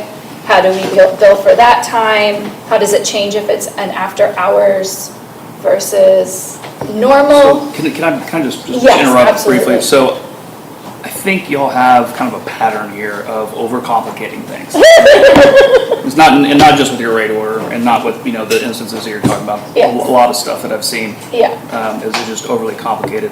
The reality is, if you have to call out your general manager to address an issue. I don't care whose side on it is, the district's incurring cost. And so it's up to the district to decide if they're going to charge the customer, whether there was an issue on their side of the meter or not. If you come out from the general manager's district's general manager comes out, that's a cost to the district. And so if y'all want to assess those fines to the customer, you can. If you don't want to, if this finds out, it's on the district side, you don't have to. Yeah. So, it's just really hard to legislate every possible scenario that could come up, And Yes. so, I would encourage you probably more than likely to follow Infomark's, services It is covered agreement. though, we did cover it under. Did you cover it? Okay. Page 4 additional charges, we bumped that trip fees to 250, we simplified the paragraph to state specifically Okay. water and wastewater lines, because the previous one, it was strictly tap, Yeah. not the lines. Yeah. So we clarified that to make it better to understand moving forward, but that might be what Linda was That's- suggesting, to yeah, make actual it, cost. instead of Yeah. 250, Okay. the trip cost, which would be this, we would call it, the language should probably be the total cost of the service call. Right. Instead of work order, doesn't sound very well, but service call, because then we would just take the work order that the district is gonna be paying for and apply that to the residents. And so what we'll do is in our system, we'll just put notes in that say, tell customers if they call that they're gonna be assessed a fee. We can't guarantee what the amount will be though. So, Okay. That's perfect, yeah, and the solution can be super elegant like that, I didn't mean to but these are the issues that we keep, we've had common issues with this. yeah, over we the keep last them, several and it's like, months. well, what do we do here, and what does it, so yes, having a really elegant Yeah, solution like we tried that. it. They were on top of that. Yes. Okay. Let me just make sure I didn't catch anything else. The question, the typo, just in case you want to annotate where it is, that Director Fobb noted is on page 14H, the last, It's absentation. yeah. Oh, yeah. It's a word, but I'm I not confess sure I if saw it's that, there. but was gonna let you explain. I wasn't trying to crawl inside anybody's brain there. Okay, is that it? The only other thing I have a question about is, and this may not be the place for it, but, we have had issues come up a couple of times where we've talked about as a board what we do regarding, we're doing the meter switch outs, and if people are requesting, they want their, and I don't know if If they don't want the new meter. if they don't want the new meter, if they want their analog meter back. And so there's the section in here about we have the authority to replace it with whatever. So that may be totally adequate to cover Yeah. the issue, but Yeah. Okay, Beth, did you have any questions or comments? No, the one issue I had has already been resolved. Okay. My comment is that I think that we should go ahead and pass Linda's motion, but we should also do another second motion, which is we keep the existing as it is, and all we do is change the fire order, because we need to get the fire order. Yeah, we've already decided that Yeah. that would be the first thing we need to update. Okay, so let's go. Wait, I just had one quick question. It was at the top, and this is something I read earlier. Is the district required to submit a Class C rate change application to the PUC for the changes? No, ma'am. Okay, so let's go ahead and call the vote. Okay, Director Jones? Yes. Director Vito? yes. Director Frankie? Yes. Director Fobb? Yes. Director Madrano? Yes. Ayes have it, Madam President. Okay. I'm sorry, I'm gonna make a motion. Okay, I make a motion that we, Implement the new fire protection rate of $27.58. yes, That was creepy. yeah, okay. ESP going on there. Okay, so, I need a second. Okay, make the statement again? Okay.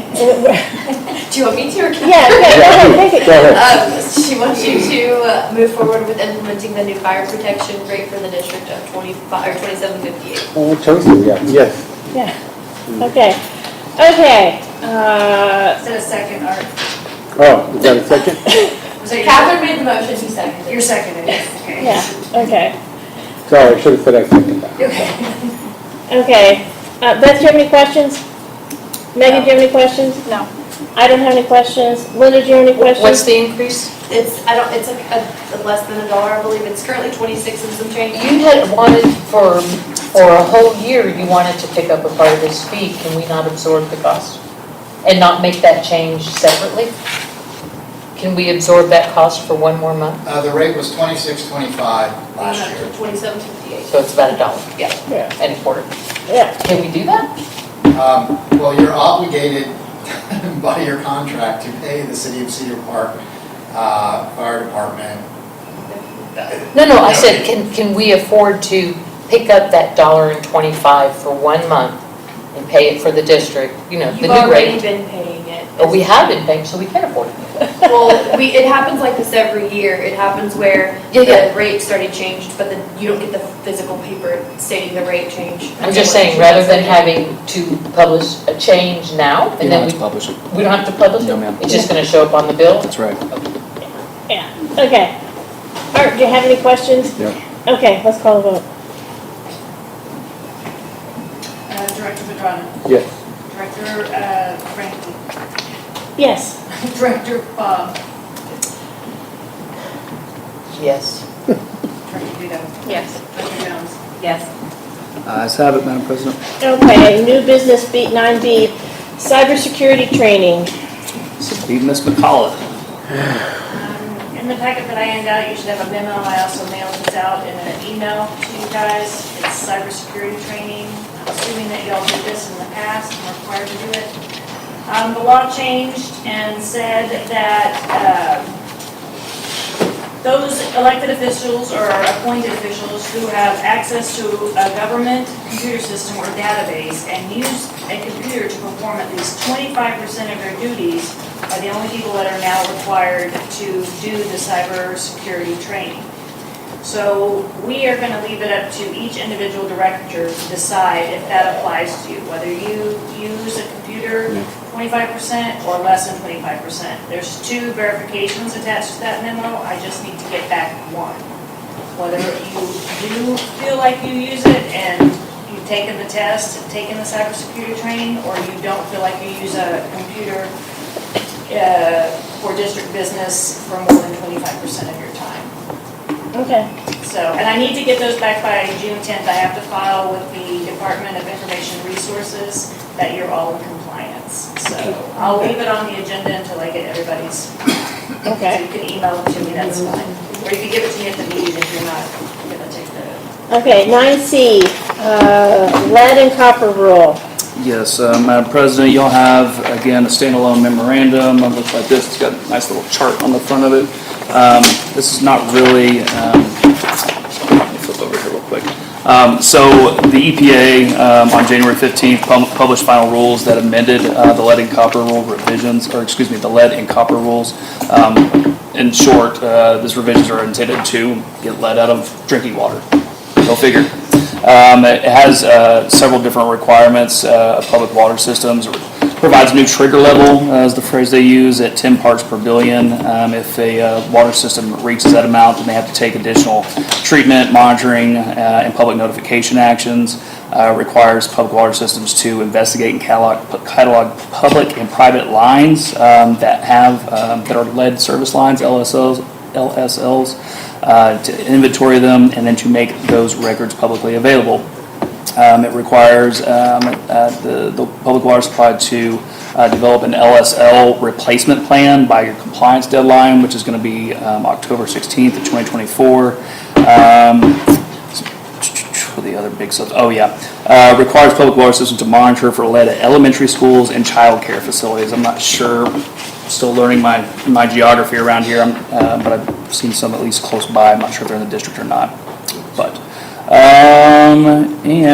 requires notification within 24 hours if the system exceeds any of the levels that are provided above. I'm not entirely sure, what to tell you how this will work given your relationship with an outside provider, but suffice it to say, I think it's going to take some coordination with the city to see exactly what their expectations are of us and vice versa.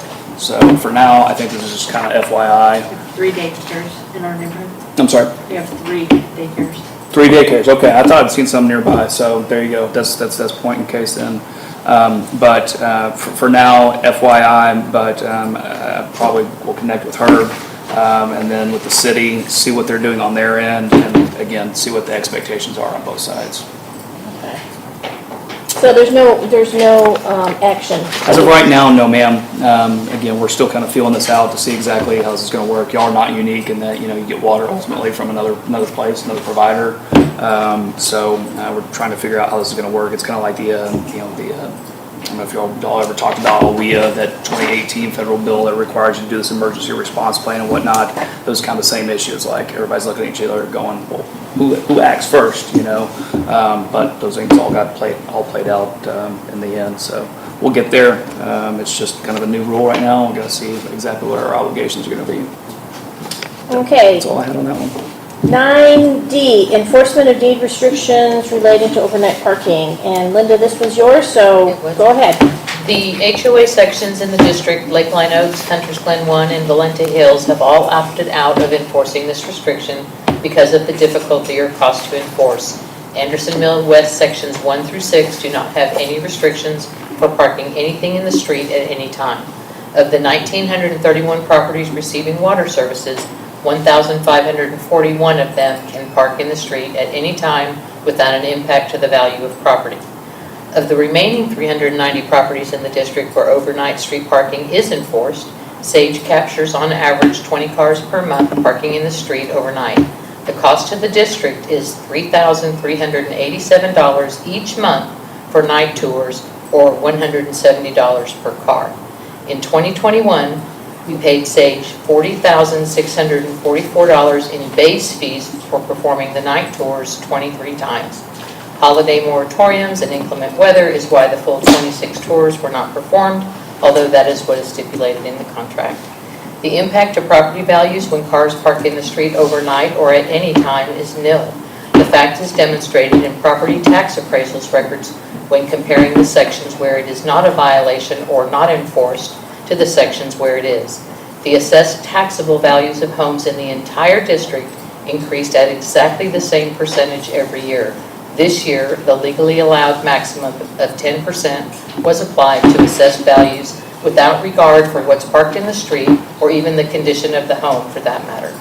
The overnight street parking has any impact on property values is a false narrative, and the cost to enforce it is not commensurate with any return value. That some people like it enforced is not reason enough to continue to do it. It is fiscally irresponsible to impose the expense on 1,541 property owners when it has no bearing on property values and when many more property owners do not want it enforced than do. The base fee in Fern Bluff's contract with Sage for 2 day tours per month covering 1,900 properties is only $900 a month, or 47 cents per property.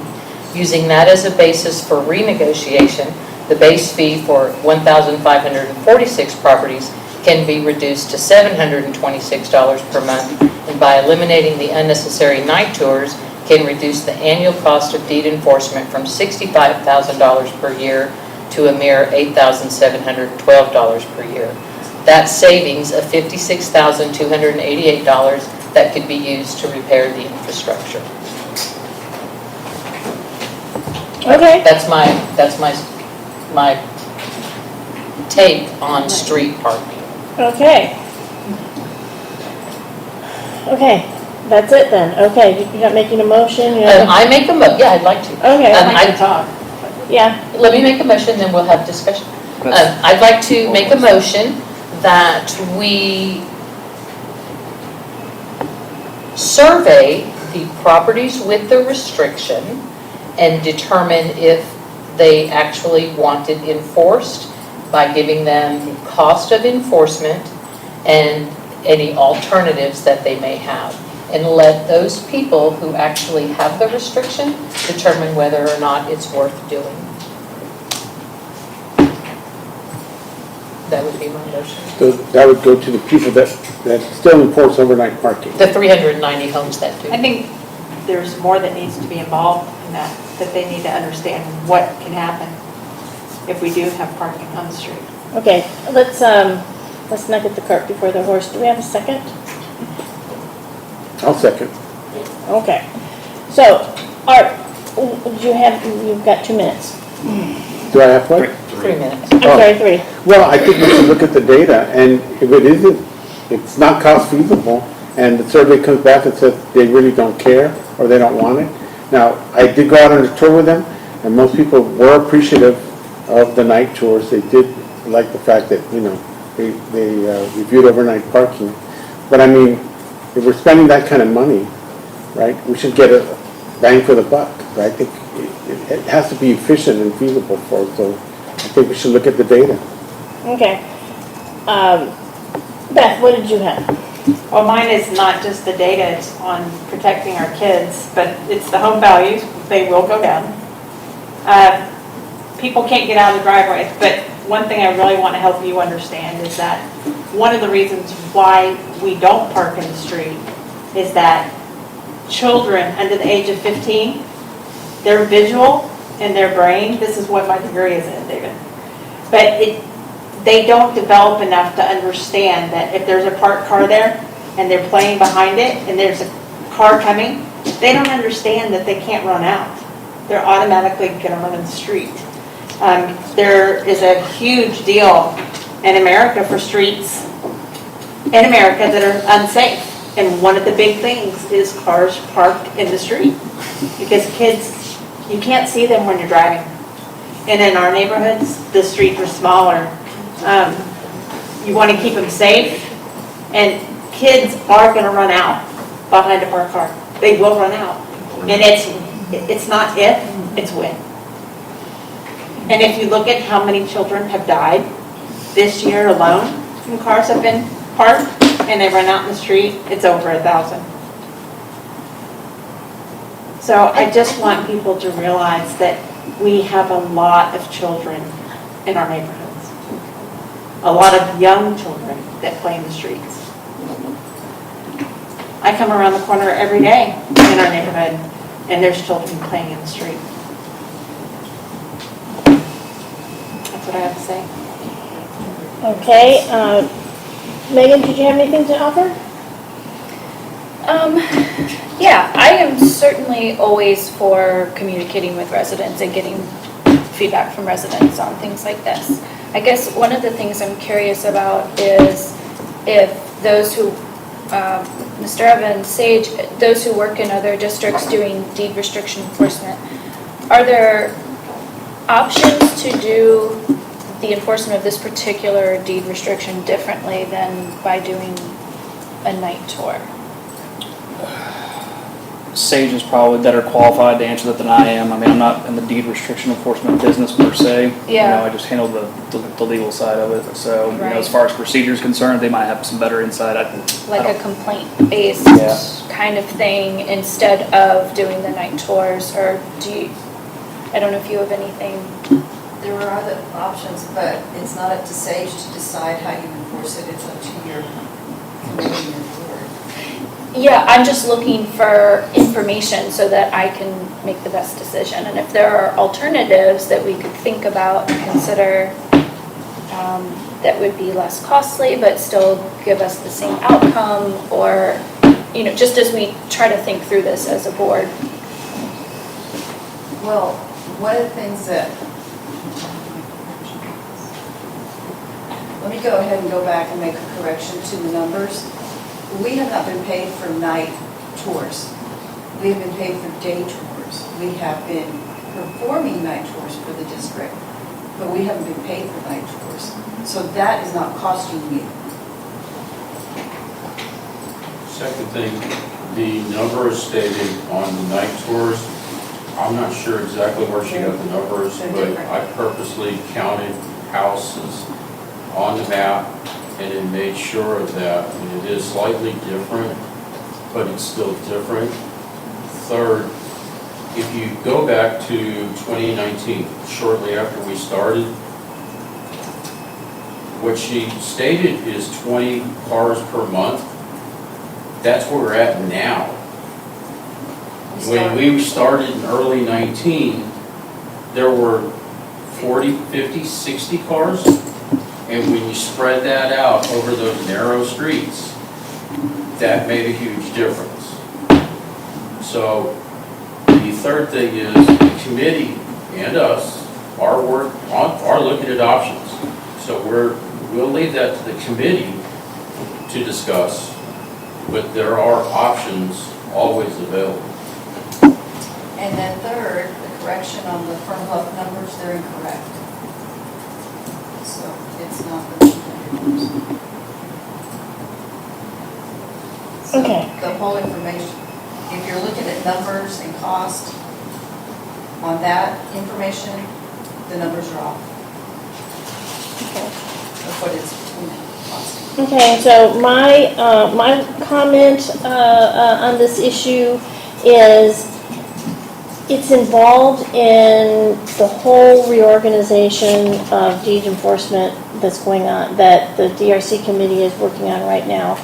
And so I think it's a little premature to at this point, for this motion.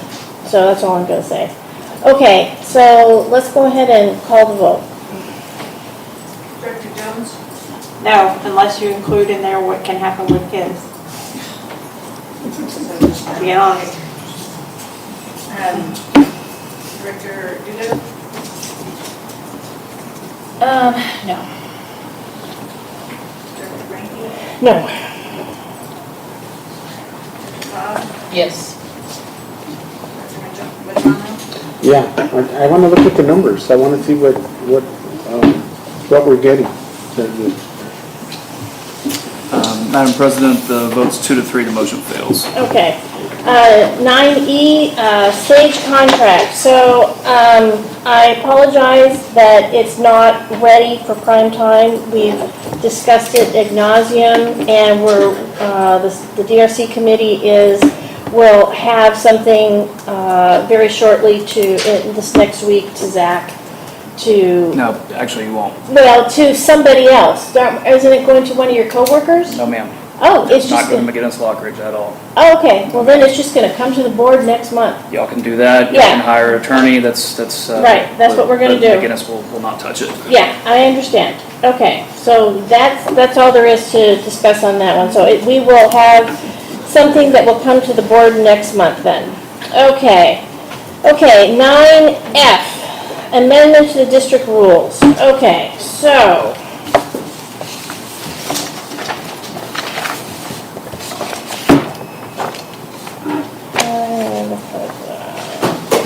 Okay. Yeah, page 30 of that packet. Yeah. 32? Yeah, the resolution adopting the revisions, should the board choose to do so, starts on 30, but then the actual substantive changes. okay. You start on 32. Okay. Okay, so this was my agenda item, so I will talk about it briefly. Basically, what I did was I put together some additional rules that I wanted to incorporate into the meeting, and Zach and et al. Did a really nice job of adding all of my one or two sentences and putting them very nicely into the whole rules. So the big issue, the big changes that I made, and they've all been redlined, is about the board's coming, making sure that we come in early and we come in through the front door. The public comes in through the side door. The constable is responsible for letting the public in. And there's then, I'm hoping everybody's read this. Then I put in a whole bunch of stuff about using our devices. I put my devices on airplane mode, in anticipation that was going to be happening today. And then that we're all going to use our iPads for our note-taking and accessing. I'm hoping that we're not going to have all this paper next month, that we're all going to be accessing everything on our iPads. So I'm trying to think, is there anything else that... You also had revisions about the recording equipment. Right, so Infomark is going to be responsible for making sure that the recording equipment is up and running, and they're going to be running that. And then, I think the biggest one was section 413, which was the use of use of technology during the meetings. So, so I'm gonna, I'm not allowed to do that. You could pause and see if there's a motion, and if there's not, then you've got that right. under your rules. Okay, does somebody want to make a motion on the new rules? I'll make a motion. Okay, great, thank you, I Linda. make a motion that we adopt the amended rules of decorum, but I would like to offer a change Sure. first. So I'm going to pause that motion for a minute, Suzanne. On page 9, 4.13, director use of technology during meetings, directors are prohibited from speaking. That's actually why we're here. And speaking is not technology.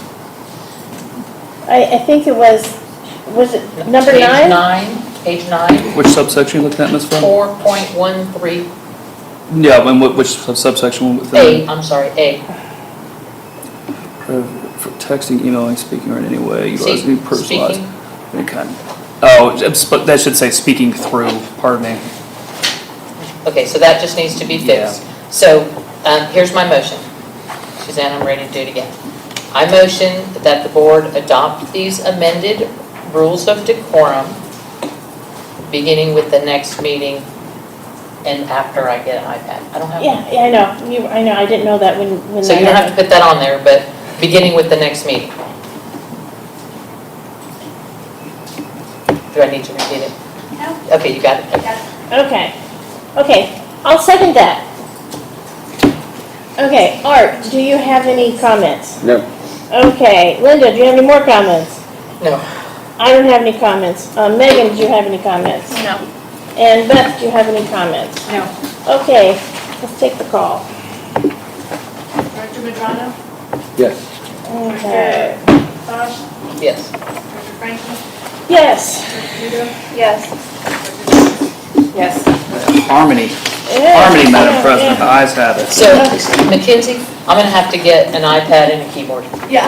And one of those little pen things. Yeah. Yeah.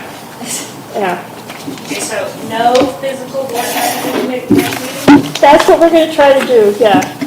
Because I downloaded mine onto my pad, assuming that it wasn't gonna be on If you change your mind, just let me know, like, the day before the meeting. Yeah. Okay, agenda item 10, deed restriction committee. Update on the new deed restriction procedures and protocols. Okay. Let me find that. Has everybody, Page 42, Madam President. okay, 42. Is it in the packet? Yeah, it's at the back. 42. This isn't the procedures. This is a resolution. That's B. Do we have an A? Say that again? I'm sorry, what's the question? This, page 42, is 10B on the agenda. So we're on 10A. Is there paperwork for 10A? Update on review. Well, you've got two different things. So A is an update on the review of the Right. deed restriction proposal. That's where we are. And then there's an Okay. actual resolution adopted. Okay. So maybe those are a little redundant. Yeah, But okay. either or. Yeah. No, we're gonna get an update first, right? And then we're gonna do Yeah, that. okay, so I guess the update was that we've worked through and are going to present the resolution for a new deed enforcement policy. As you saw in the rate order, we took the whole fines off the water bill thing, and we're going to be implementing another process. We don't have all the details yet, but we're going to be going to something, a fining process that that does not sit on the water bill, is the best way to put it.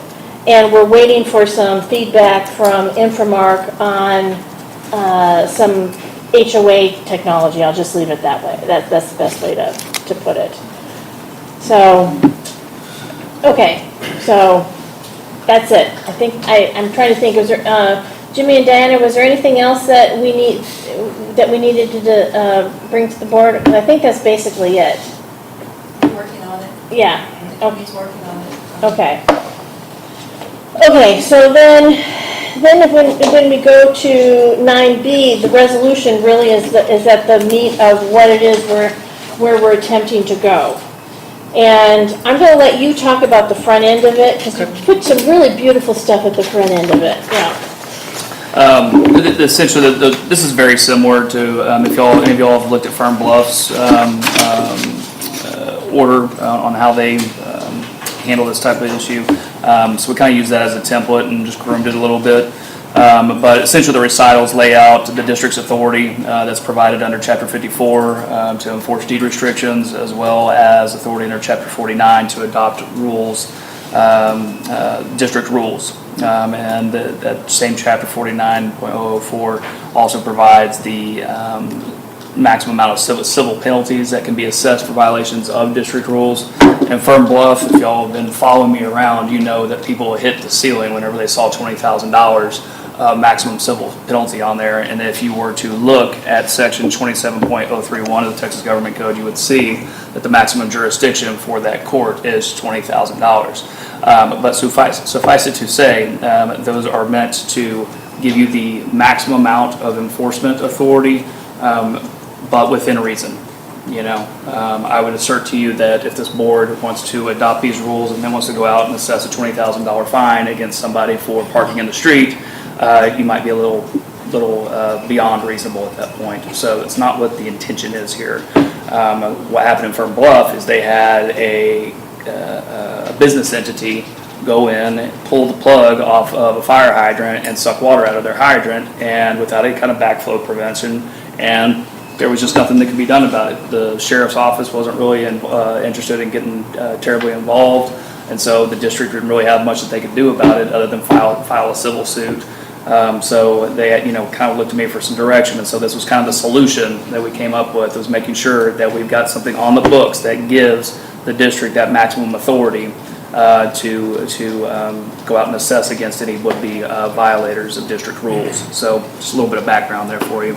But this here is is specific to deed restriction enforcement. So the recitals also spell out that enforcing deed restriction and assessing civil penalties provides the cost-effective means of enforcing deed restrictions and helps sustain taxable property values. And so just kind of tracing the statute there.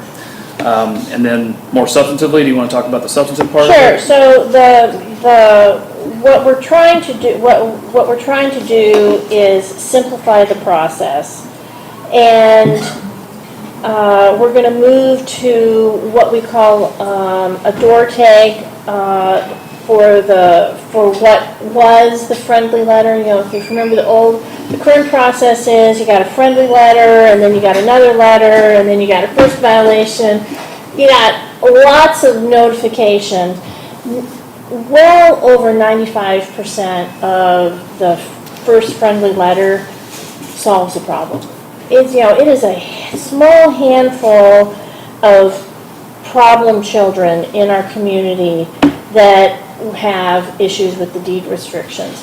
And so by going to the door hanger, we're going to eliminate all of the postage and the cost, and totally reduce the cost. We're also going to, reduce the number of notices that we're doing and bring those to the board. Before we have a lot of notices going on. So we're going to, but if you haven't responded after a door hanger and 3 notifications, it's coming to the board, and then the board is going to take action. That's pretty much where we're going after that. So. And will that action be adjudication? Well, we don't know yet. Well, what else is the option? Well, right now what we have is we're looking at a fining process. We haven't worked out the details of how it's all going to, who's responsible for the monitoring and the record keeping. But the idea is that our hope is if we have a couple of, if it gets bad enough and we throw it over the fence, and a letter from the attorney, we're hoping is going to solve the problem. And then, because I honestly believe that we can keep it simple and we can have less paperwork and less letters going out, and I don't think we're gonna have a whole lot of trouble moving forward. Because like I said, it's a very small number of people that we're having problems with. So, okay, so, I need somebody to make a motion. I need somebody to make a motion. I hear you. Okay, you don't want to talk, okay. Okay, What is this? What would I call it? A resolution?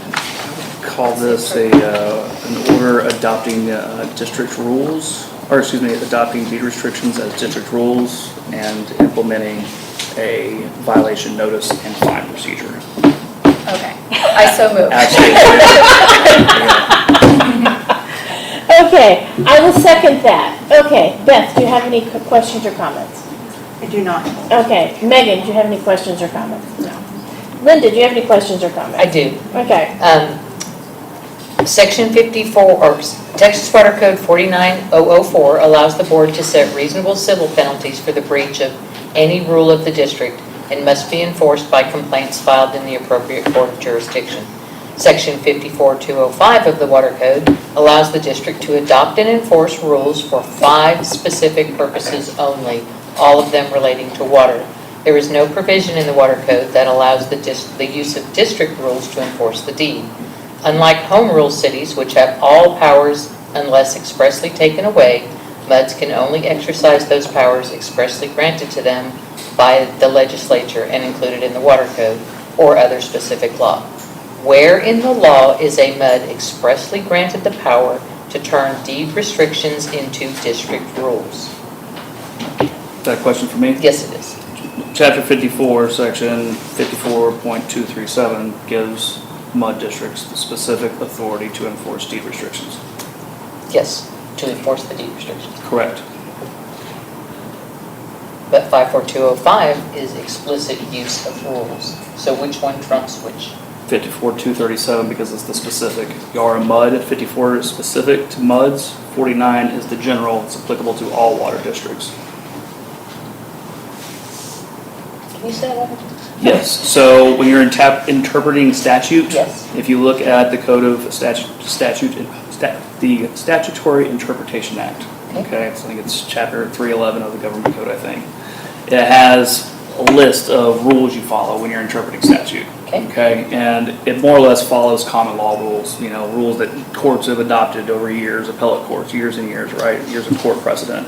And the statute more or less adopted those common law rules and how you interpret statute. And one of those is that specific trumps the general, okay? So when you got specific statute in chapter 54, that's specific to MUDs, Okay. right? Okay. Chapter 49 is not specific to MUDs, it's all water districts.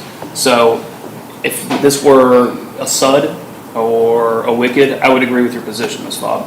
But we're not, we're a MUD. We have specific legislation at 54.237 that does give a MUD this authority. So I understand your position, but I disagree. Okay, so 54, I guess I must have wrote it down, 54.205 and 54.237 in the same section. You have to be able to reconcile. That's another thing you look at in the Interpretation Act. You've got to be able to reconcile seemingly contradictory laws and crawl inside the legislature's head, essentially, is what the act requires you to do. And if you can get a logical, reasonable interpretation of one statute without negating the other, that's how a court is going to enforce that. And so that's exactly how I interpret 54 and 49 in this seeming contradiction. You got to read them together and also in context with surrounding law. And unfortunately for us, there's not a whole lot of surrounding law within those particular sections of statute. There's just not a whole lot there. So we don't really have a whole lot of context to look at. So again, you got to go to specific over general. Even if it's not expressly granted It is expressly granted in 237. in 54.237. Yes, ma'am. Okay. You done? I am. Okay, Art, do you have any questions? Okay, let's call the vote. Oh, wait, I'm sorry, I did have one little paragraph. These you did because you answered it in A. But what are the conflicting provisions that are being replaced by this order? Do we know? It doesn't matter. I put those as a matter of due course in any resolution or any order where there might be anything in the district's, annals that show that, there could be some conflicting statute out there, or, order or resolution. So it's by default. So do we have to? Boilerplate. Yeah. Do we have to remove the district rules which conflict with this? No, because by putting that repealer provision in there, we've already done that. So we want to leave Like- the like- district like rules magic. published on the website when this supersedes it? No. That's what I was There's- asking. I'm sorry, I misunderstood your question then. It only repeals an order or resolution that is specific to this particular Okay. issue, right? Yeah, Okay. yeah. Okay. So that's going to be a little misleading. The district rules don't reflect this. They don't have to.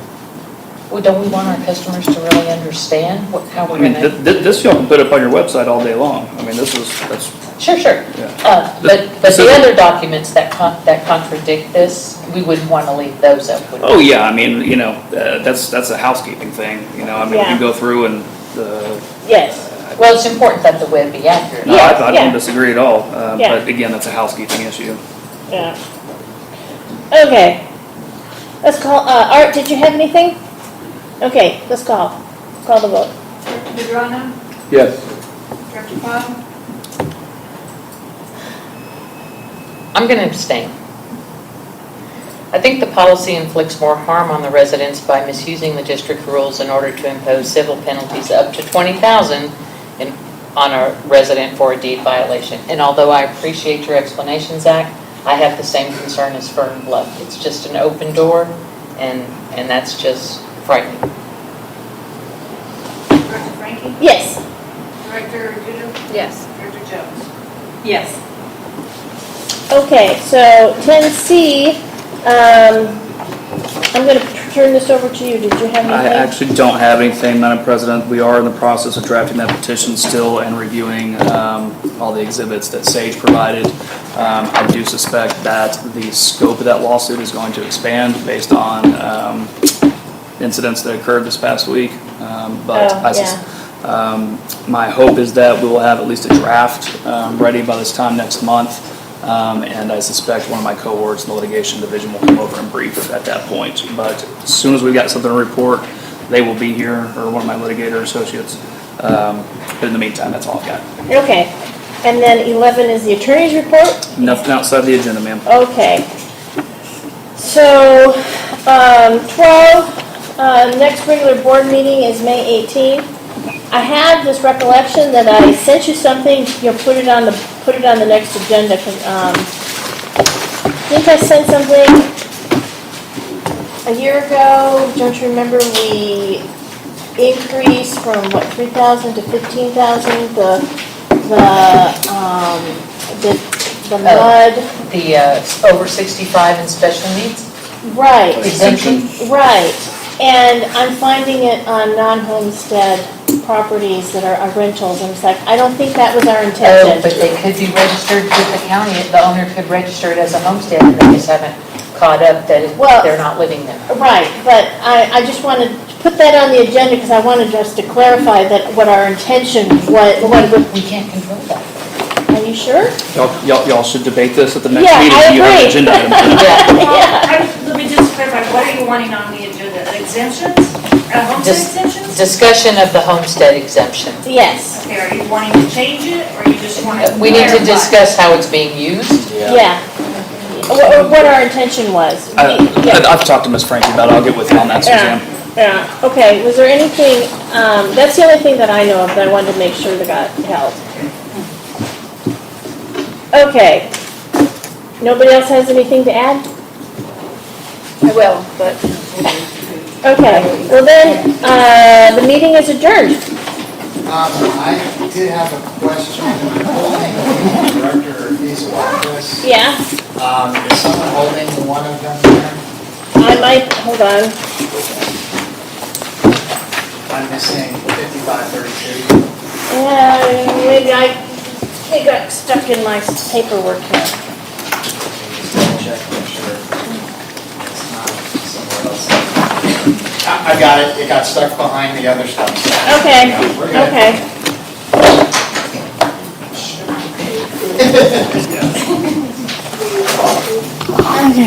Did we adjourn? What? Yes, Oh, we did. Okay. As far as I know. Is there anything that I need to sign? Yes. Oh, okay. Please don't leave.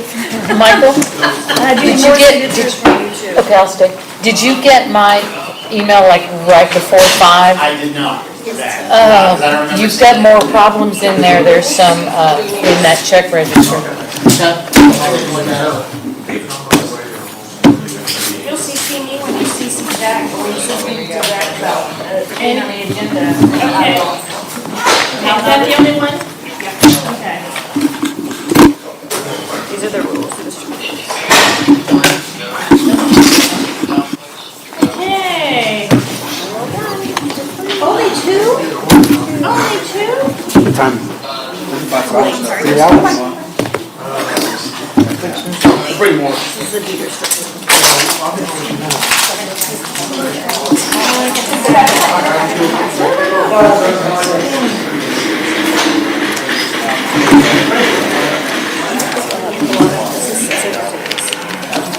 So far, y'all have always had a full board. Yeah. That way, if I ever have anybody missing, I always can get my documents.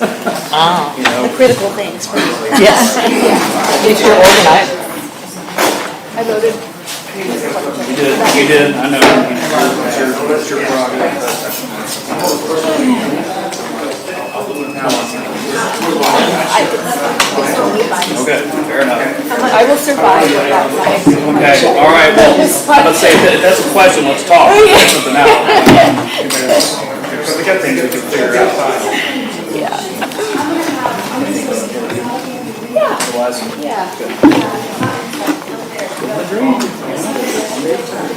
How's your, did you actually finish moving? Yes, yeah, we got relationship building things. It always It was is. our first move together, That so. IKEA furniture. Yeah, yeah. Just like, she was just getting out of law school, like she's supposed to be in law.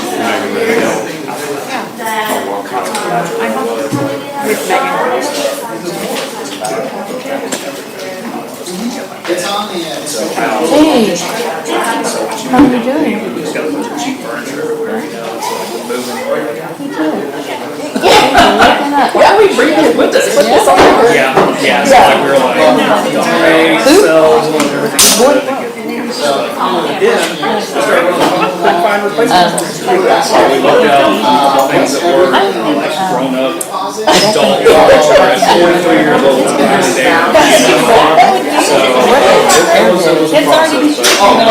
Yeah, they don't play on the street, right? Oh my God, that's huge. That's huge.